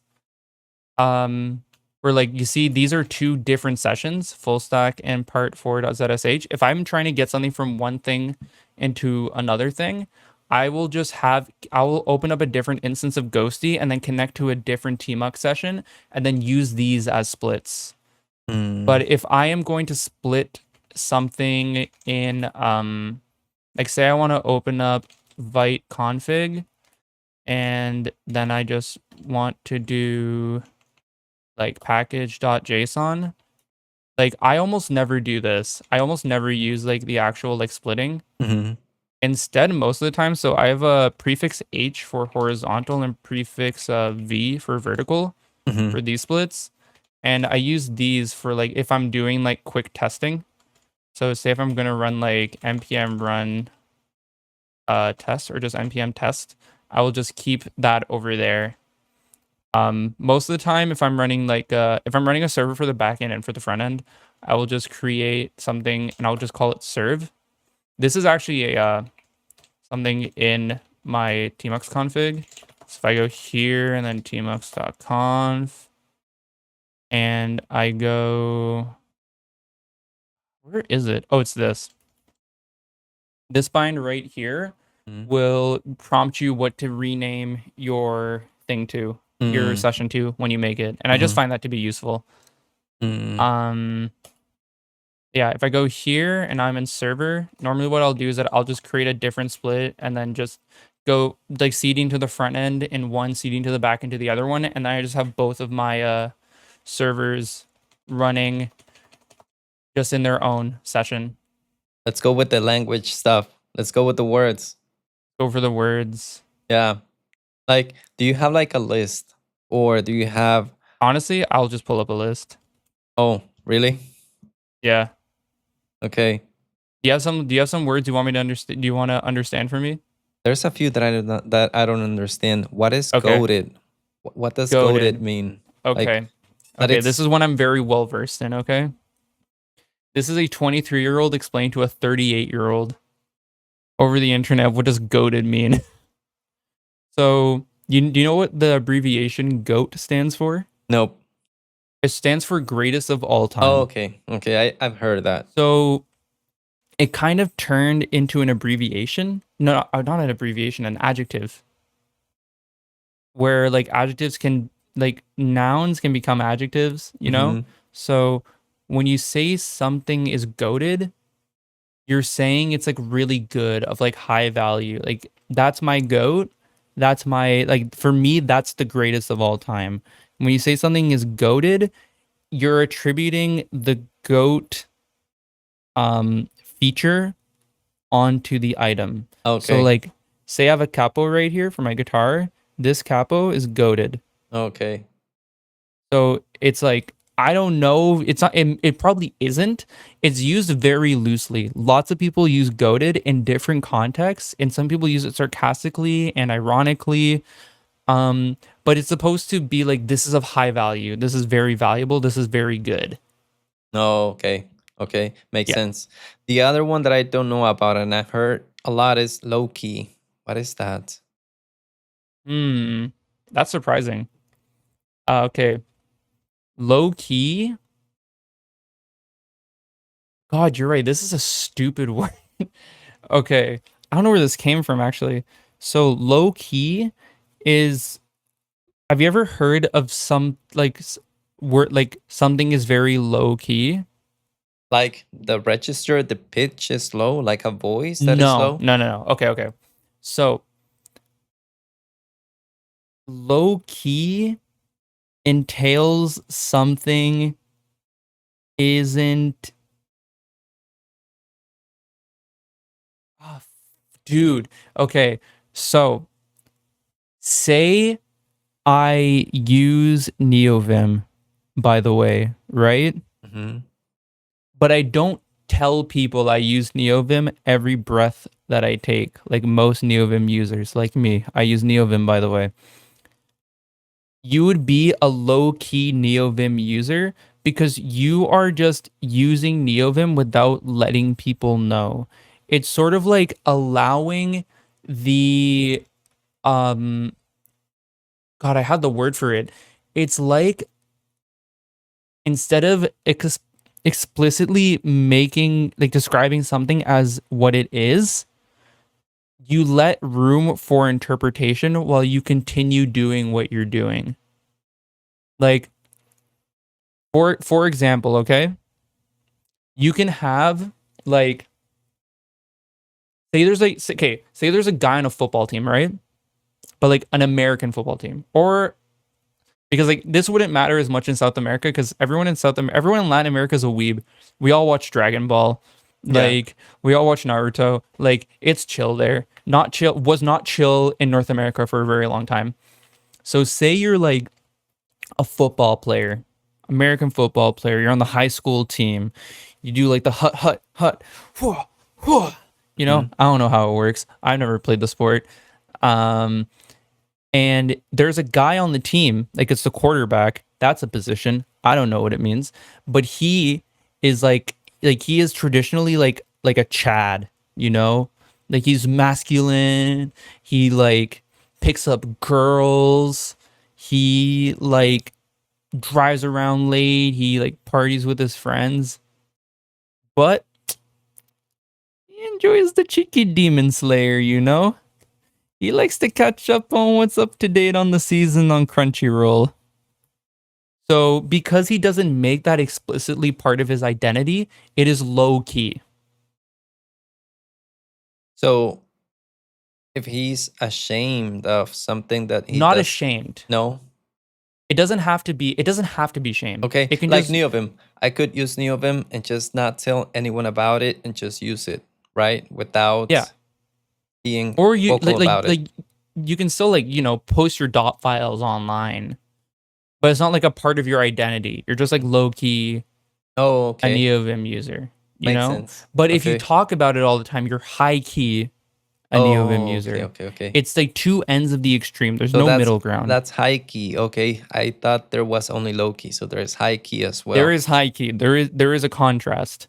There is an antonym or Okay. there is an antonym. Okay. What about glazing or glaze? What is that? Glazing. Okay. It's a good question. I'm glad you come to me. Let's try to keep them technical related so that I follow. Yeah. Neovim related preferably. Neovim related. Or tech related. Okay. Glazing is like being like when you glaze something, you are giving an unnecessary amount of praise to it. Like you're looking at it only from like rose tinted lenses without seeing the reality. It's like kind of being delusional, Like, you know? okay. Like Like Neovim Theo is the and greatest text ChatGPT. editor ever. There is no downside to it. Okay. Like Theo and ChatGPT 5, I think it was. I don't know if you heard about that drama. No, I don't. No, okay.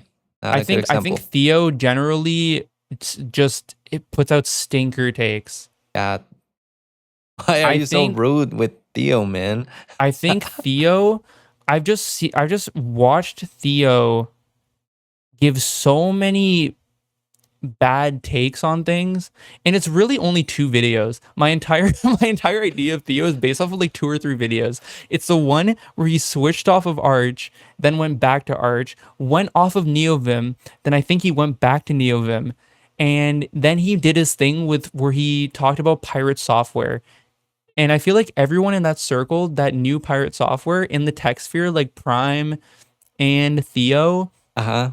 and they talked about the pirate software and the stop killing games movement. It's just like, dude, you were lost in the sauce. Uh-huh. Like you just you got played by a nepo baby. Uh-huh. Did you watch Yeah, did you watch this video? Hold on. This video was amazing, man. I Hold do on. not watch Theo like No, at no, all. no. This one. Oh, I will not be able to find it anymore. Is it Coding Jesus? No. There's an animated one, but it's not this one because this one is only 217 views. Mm. Which video was it? No, 52 views. It doesn't make Maybe type in TJ DeVries. No, but it's just an animated one. Prime. Was it posted on Reddit? Yeah, it was on Twitter. Oh, it was on Twitter. Yeah, I think I saw it on Twitter. I will not be able to find it, but it's a pretty funny. It's similar to this. But it's not this one because this one is only 39 views. I don't know if I want to write a plugin. Shut the fuck up, Prime. Yeah, it's an amazing video. I'll look it up and I'll share it in Discord. Or if someone in Discord knows what I'm talking about, just let us know. But yeah, go on. I really want to know. Yeah, I'll look for it. Okay, so yeah, it's like giving a heightened amount of praise to a delusional level. Something like- that doesn't deserve it, right?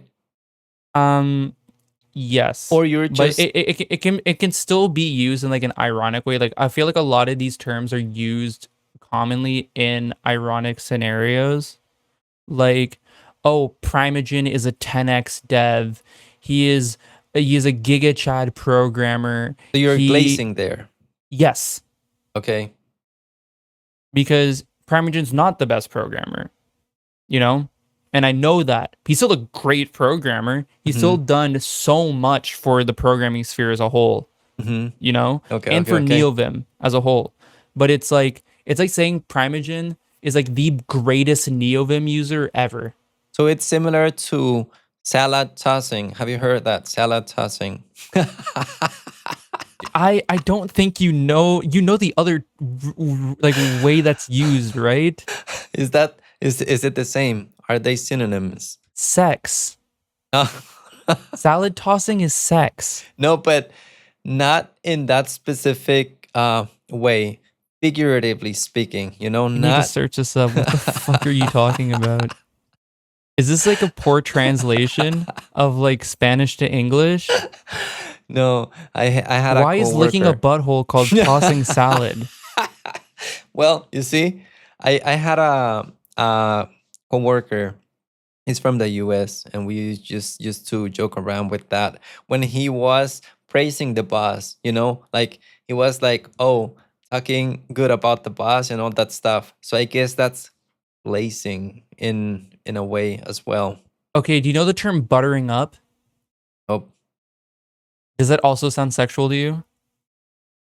yeah, it does. Fuck. Is it not? No, it's not. It's not. Yeah, it's kind of using like an older way, like you're buttering up someone. You're buttering up someone, and it's like you are giving them a lot of flattery. Okay. Okay. It's used in the same way of glazing. Oh, okay. Okay. What other ones do you got? Let's see if I know them. I'll tell them what I think about them. You All ask right. me, and I'll give You cannot see my screen right now, right? No, I Or can can't. you? Okay, No. that's good. That's good. Don't look at my screen because I want to find something. I'll be accurate, and I will find out. You'll see. I'll get a high score. Okay, you get a high score. Okay. Snatched, How do you spell it? bro. Like Snatch, like to. they look snatched right now. Like you're looking snatched. SNADEG. SNA. Okay. SNATCHED. No, in English. Say it in English. You don't know Spanish, bro. SNATCHED. Snatched. Snatched. Okay, so you look like, I would assume it's like you look fit, awesome. Like you know, You look fit. you're in good shape. Is that what it is? Right? You got it right. No, you have the idea of it right. You see, I got It's it. positive. They look really good in an outfit. Okay. So like this is kind of like also it can also be like queer lingo. It's like I'm bisexual. So like when you say like, okay, have you ever heard like someone has a good outfit and it's like, damn, they ate? No. What does it have to do, man? They ate. Like if you see eating. someone with an outfit that looks really good, it's like, damn, they ate. Why? I don't know. They ate. They ate eating. with that. They ate with that. Okay, they got laid because of the suit. No, not that ate. No, I'm saying ate. Ate. The past of eat. Yeah. No, I hadn't heard that. Nope. That's probably more around like queer communities online. I think it's definitely a queer thing. Oh, okay. A clap back. Clap? Back. Clap back. Someone that is supportive. No, it's an action. So like you're hitting someone with the clap back. You're hitting someone with a clap back. I have no idea. It's a response or a comeback after you've been called out. Oh, okay. Have you heard it? No, I haven't. Okay. How about living rent free? But all these Linux or Arch boys do with their parents. Okay, no, I should be more specific. Okay. Living rent free in someone's head. Oh. You're in love with someone, maybe? No. No? It means that you can't stop thinking about someone. Okay. But it can mean other. I mean, it can be used in lots of contexts. So say like someone really pissed you off, and you just keep on talking about it like every single day. Like, damn, that person pissed me off that one time. Then you would say like, you have to stop letting this get to you. They're living rent free in your head. Why are you letting them live rent free in your head? Oh, so you say it to someone else.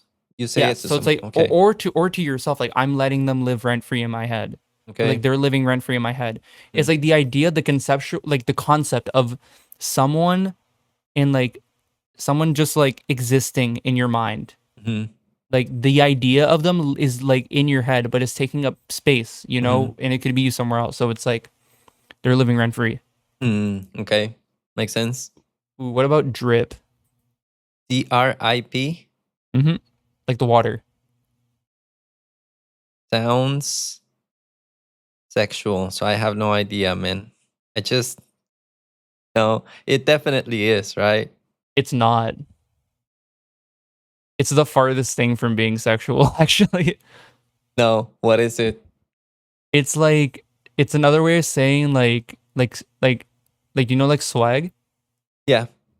Yeah, like they have right? Yeah. Like or like cool trend, like trendy, stylish, or like you got the drip. You're dripped out. Like you got really stylish fit on. Like I'm wearing like a fucking tuxedo top right now. You know, like, oh, I'm dripped out of my mind right now. Oh, so it's Ignore the related fact that I'm to, wearing shorts. okay, but it's related to how you dress then. Yes. Okay.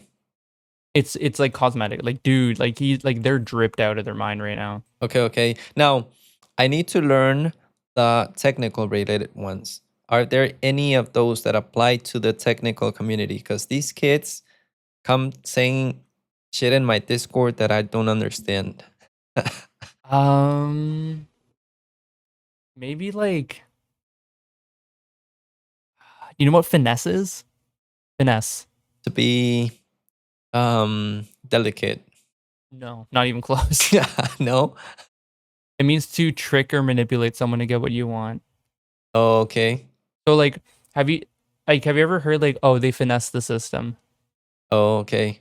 It means like you hadn't heard that. manipulate the system to get what you want. Okay, I hadn't heard it that way. But is that something that Gen Z uses? Is that like, I think so. I Yeah. use it. okay? No, I hadn't heard I'm it. I'm also now considered to be older Gen Z. Hmm. I also say Z because I'm Canadian. Yeah. How about you know what salty is, right? No. What? Okay, that's actually really important. You actually do need to know salty. Yep. Salty is like when you're being toxic online or like Mm, you're being jealous, you mhm. know? Okay. And I think there's a lot of toxicity and jealousy in like the programming sphere. Mhm. I feel like salty, very, very useful to know. Okay. Didn't know. Okay.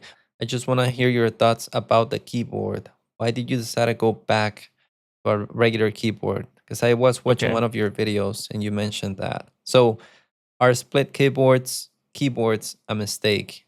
Be honest. No, So they're what not a then? mistake. I just didn't have enough keys, man. Uh-huh. I need a number row. I needed to have like both, like, cause I still don't use a normal keyboard. I use an HHKB. Uh-huh. So like I like having like the semicolon and the colon and then having like the like apostrophe and the double quote And what did you over have here. before? A corn or what? I had a corn, so it cuts off right here. Yeah. It cuts off right here Yep. at I have this at that one right now. So you Yeah, want one of these yeah, with more keys, but I don't use them. Look, the yeah. F I wouldn't keys. use all the keys on like that. I would use it like a Lily 58. Like a Lily 58 would be ideal for me. Okay, this is not used. The numbers are not used. I have the Yeah, I numbers. saw your video on you configuring it. Yeah. So I don't know. What I think what do you miss? The number row. Is that it? number row and just having more keys in general to do Mm. things that I didn't want to have different layers for, Mhm. you know? Like having like a navigation layer, sure, Mhm. I don't care. But having number layers and whatnot and having like all of these keys like after the alpha keys, just like Mhm. being in completely different spaces, like I type in different languages very frequently. Okay. I switch to the different software layouts that Mhm. those languages have. But when I move around all the keys, because I'm trying to maximize productivity and writing code, Mhm. it makes it harder to type in those languages. Okay. That's a And good point. I also like a big part of why I switched to is because like I could still do it with the corn, but I would also have to use alt grave all the time. I Yeah. don't want to use alt grave for everything. I don't want to be like, oh, let me do this just so I can type enye, you Yeah, know? in Spanish. Yeah. Yeah, The people watching are this not gonna get it. Yep. exactly. Like, bro, oh yeah, bro, let me do this just so I can type in niño. Uh-huh. Like Or a terrible. tilde was a word with an accent in Yeah, Spanish. yeah. Yep. It's awful. Yep. Um I Yeah, rarely type in Spanish. I rarely type in Spanish, so I'm fine with that, you know. But yeah, I would imagine it's even more difficult in other languages, like I don't know, Japanese German. or other ones. Is it more difficult? In Japanese, it doesn't really matter that much. But like, say you're typing in like Finnish or German, it's infinitely worse because it's designed to have the extra like letter keys right next to where like the P and the L keys are. But if you don't have those keys anymore because you switch them out for different keys, like beside my P key would be my delete key or my backspace key, you know? So then they're all in different places and it makes no sense. Okay. But yeah, I stopped using Acorn because I didn't like, I just not enough keys for the most part. I feel like if I was only coding, it would be cool. I also feel like if I didn't have a super clunky acrylic case, it would have been more portable. But you know, it takes up a lot of space still. I think the stands that I use, the MagSafe stands, also do take up more space than I would like them to, and they add extra weight. Like they're not light, they're heavy, and they're supposed to be heavy because they're supposed to keep my keyboard on the ground, like stable. But also they don't because of how fucking heavy it is. Yeah. Why else don't I use it? I don't have access to the base firmware for it because this is an AliExpress corn. So the firmware is just like it's fully locked. I can still use QMK. Or sorry, not QMK. I can still use Vile. But I can't access like the actual like C code firmware, you know, like and do something that like Joe Scotto does. And why would you want to do something? I don't know what you're talking about. So what? Joe Scotto makes hand-wired keyboards. Oh. And he does a lot of like Vile stuff. And what is that useful for? Like, is just like layering. The AliExpress is not CMK, so or is it? It is Vile compatible, but they don't upload the firmware.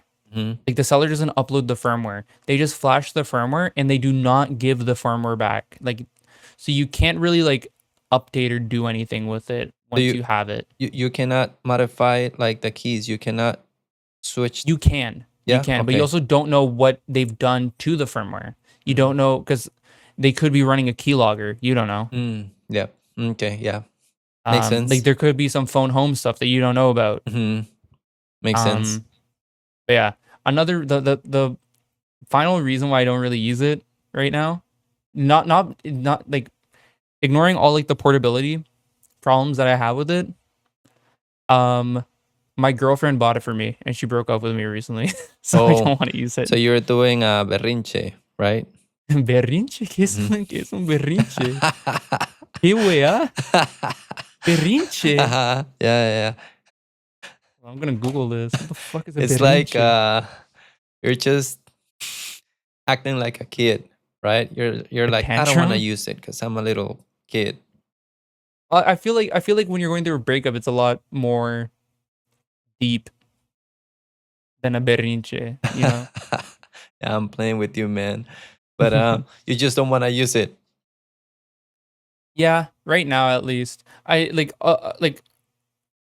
did like move a lot of the stuff that like I had from that relationship just like out of my line of sight, just so I can like get over the relationship. And just having the keyboard there and just being constantly annoyed with it, just being knocked around and everything. Oh, like made it worse. Okay. It just added on to the frustration. I was just like, you know, I have old reliable right here. And like, you know, I like going around, I like using other people's keyboards, other people's computers. If I'm constantly using like an ortholinear, it'll just kind of be weird. And it's just another thing to add along to like my carry, like to like my EDC. And I don't see it as like super necessary because I already type pretty fast. Snippets solve a lot of the problems that I had with using QWERTY. And in general, I'm already I think I'm faster at typing code right now than I've ever been before. With the Raider keyboard. I have a final question for you. What up? What about sponsorships? Have you thought about them? If they come up in your channel? And what are your thoughts? No?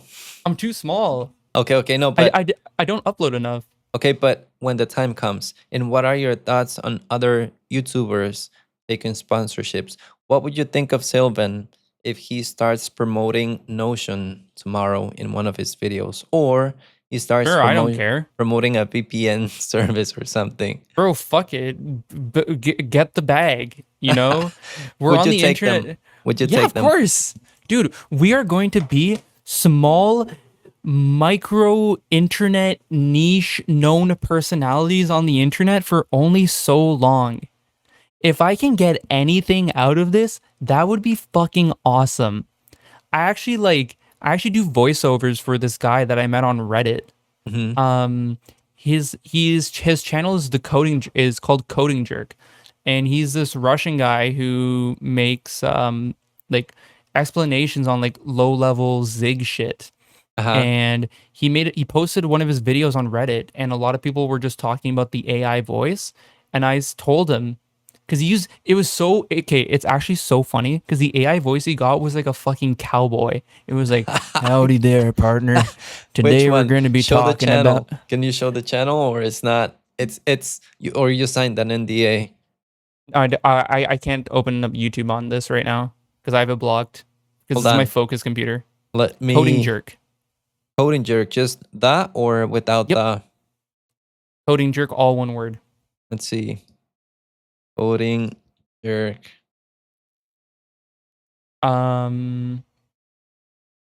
Yeah, This Coding all Jerk. those. Let's see. I don't think I voiced this one. Which ones have you voiced? Which one The is the latest one I one with did. the Okay, cowboy? the cowboy one. Okay, go to videos. Uh-huh. I want to Okay, listen scroll to that. down. Uh-huh.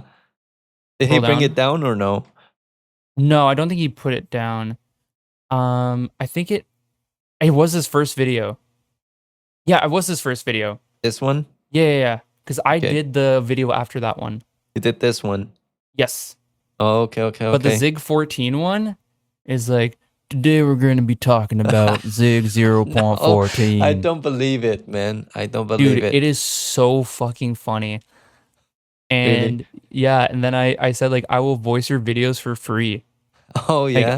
Because I want people to enjoy the content and gain actual like knowledge and understanding from these videos, and not only because most of the comments were like about the AI voice. I'm like, this sucks because his videos are good. Uh-huh. I Okay. want people to have to learn something from the content and not just be like, oh, AI voice sounds like a cowboy, you know? And you Like, did the they're- like, rest of them? You did all of these? Not all of them. Some of these he did voice because I did go MIA for a bit because I was sick. Uh-huh. Maybe another funny, not funny, but like thing to like end off everything with, because I only bring this up because it's to say that like I am helping this guy and I'm making money off of this now because he ended up like paying me. He pays me now per video, and that's cool. Like, and like he's happy with the stuff. It's a cool relationship that we have now, and like we Okay. talk on Discord. He's a really cool guy, and like it's something of value that I have attained through connections and like my abilities of being able to speak clearly and do voiceovers, and that I feel like doing that in of itself is some form of sponsorship. It's work. But yeah, and like if there's work, like bro, like YouTube is basically freelancing. I'll take what I can get. If I have to do a Notion ad, I fucking hate Notion. Uh-huh. I might not take Notion, but dude, NordVPN, why not? They had a security breach 2 years ago. I was a part of that breach. Pay me. Brilliant. I think Brilliant is whatever. Sure, I'll take Brilliant. Brilliant looks interesting. Yeah. I think Notion, like I hate Notion, but I feel like for a lot of people it's fine. So like, sure, people can use Notion. People can use what they want. They can use Ubuntu. They can use VS Code. I don't give a shit. If they like it, good on them. But there will come a time if they are of the right mindset where they will get curious, and then they will go to the dark side, and that's what matters. Yeah. I also like. This is also like kind of serious, just to like end off everything. So when I was in my third year of university, first term, I had a really bad fall, and as a result of that, I had a lot of like physical body problems that came with it, that came with like complications of like the brain swelling. And that led to me in some weird freak circumstances developing Crohn's disease. What is Crohn's disease? You It is an wanna? autoimmune disease where your body is confused, your stomach is confused, and it tries to kill all the bacteria in your stomach, which can it's like your immune system is working on overtime, and it's an autoimmune disease. So like I have to take medication now in order to like calm down my immune system, but it also has like side effects which can be really annoying, like fatigue and whatnot. So like, you know, I want to try and make money with this. And I think like I it's not just about the money. Like I just released that video about me not using Arch anymore, and I got so many comments. And I really like having that discussion. And I feel like if I'm creating any sort of dialogue and I'm just talking about shit that I find interesting, and I'm just putting out things that I find and just talking about things that I find interesting and other people also find them interesting, that is like 80% of it. And then the 20% of it is whether or not I can make any sort of money off of this. You know, because going out and working like an actual job right now would be near impossible. Like I don't want to be working at a gas station and just passing out like at the counter because I'm exhausted, or like I'm on the toilet for an hour because I'm having a Crohn's problem because of like stress or whatever, you know? Like And like I don't hate anyone for taking sponsorships. Like bag, like if you like, people have their own circumstances in life, people have their own situations. If they need the money, bro, fucking take the money, bro. I came from Counter-Strike, you know? I came from the Counter-Strike community. I've been playing Counter-Strike since 2015. Like when I was in grade 8, my friend gambled up to an AK Redline and lost it all in our hotel room in Quebec on our grade 8 trip. We were 14 years old, just gambling, you know? And that's what CS taught us. It taught us about gambling and addiction. And people would take gambling sponsorships constantly. It is still the most unethical shit. But do you know what? Game sees game. Anomaly, big CS YouTuber, retired his dad out like just by taking a lot of gambling sponsorships. oh, okay. You know? That's sick. Oh man, yeah. If I get a World of Tanks fucking sponsor, me as a study streamer, fuck it, dude, we ball. I'll do it. Raid Shadow Legends. Come on, DMs, the email. games, yeah. I don't know if I would do the games, man. I honestly don't know if I would either, but also I kind of think I would because it'd be really funny. Yeah. Imagine seeing a Linux YouTuber being like, and this is sponsored by Genshin Impact. Yeah, you got the audience already, so why not, right? Yes, sir. Yeah, this Man. is a Linux code review video sponsored by Raid Shadow Legends. Yeah, man, I just hope you get better. Is there a cure for that, No. or what do you have to It's do? a chronic illness. Yeah, and It what is forever. happens?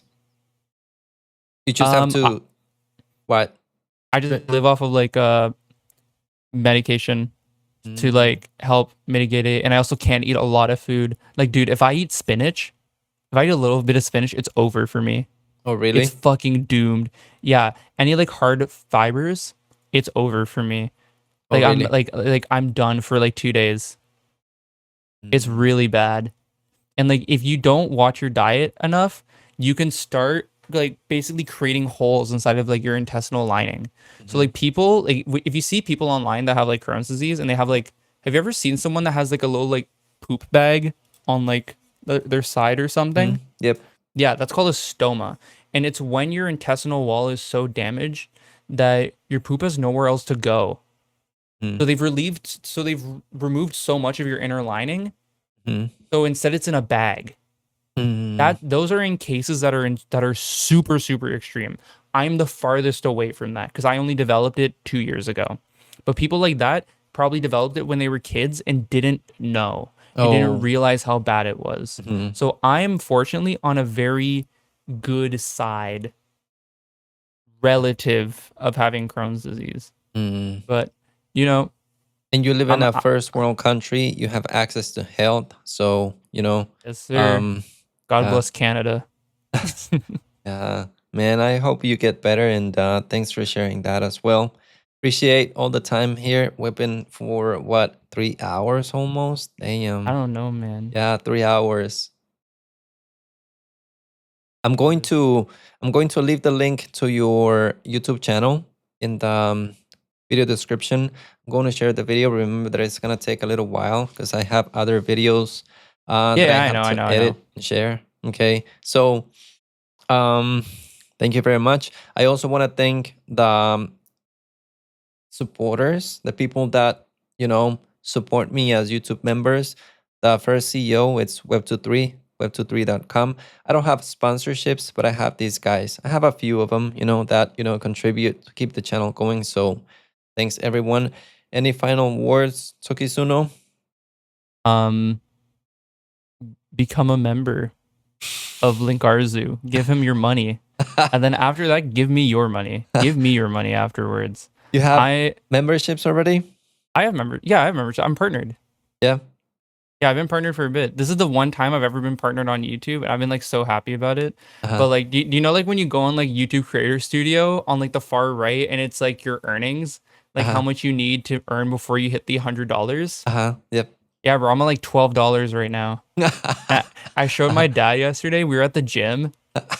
Like we were doing arms, we were doing bicep curls, and I'm like, look at this, Dad. God damn. I'm making it big. And he just like, shit. He's like, whoa, look at him go. Yeah. My son's in the big leagues. I've only gotten one YouTube check ever. Yeah. Yeah. Yep, and I use that to pay bills. Yeah. I got one too. I set the threshold to 1,000, and I had to wait like over a year, man. Over a year. A year. Jesus Christ. Damn. Yeah. So, but hey, you got the big 1K. That's huge. Well, but still, they take out of taxes, so you don't get 1K. I got like, I don't know, 800. So that's still whatever. A really good amount, But for a year of work, man. Hey, not for a year of work, but it's still like good for like just on the side. It helps. Yeah. Any amount of money is helpful. That's why you should sponsor me and Linkarzu so then we can make money and then we can become 2000x engineers. I'm not an engineer. Yeah, me neither. All right.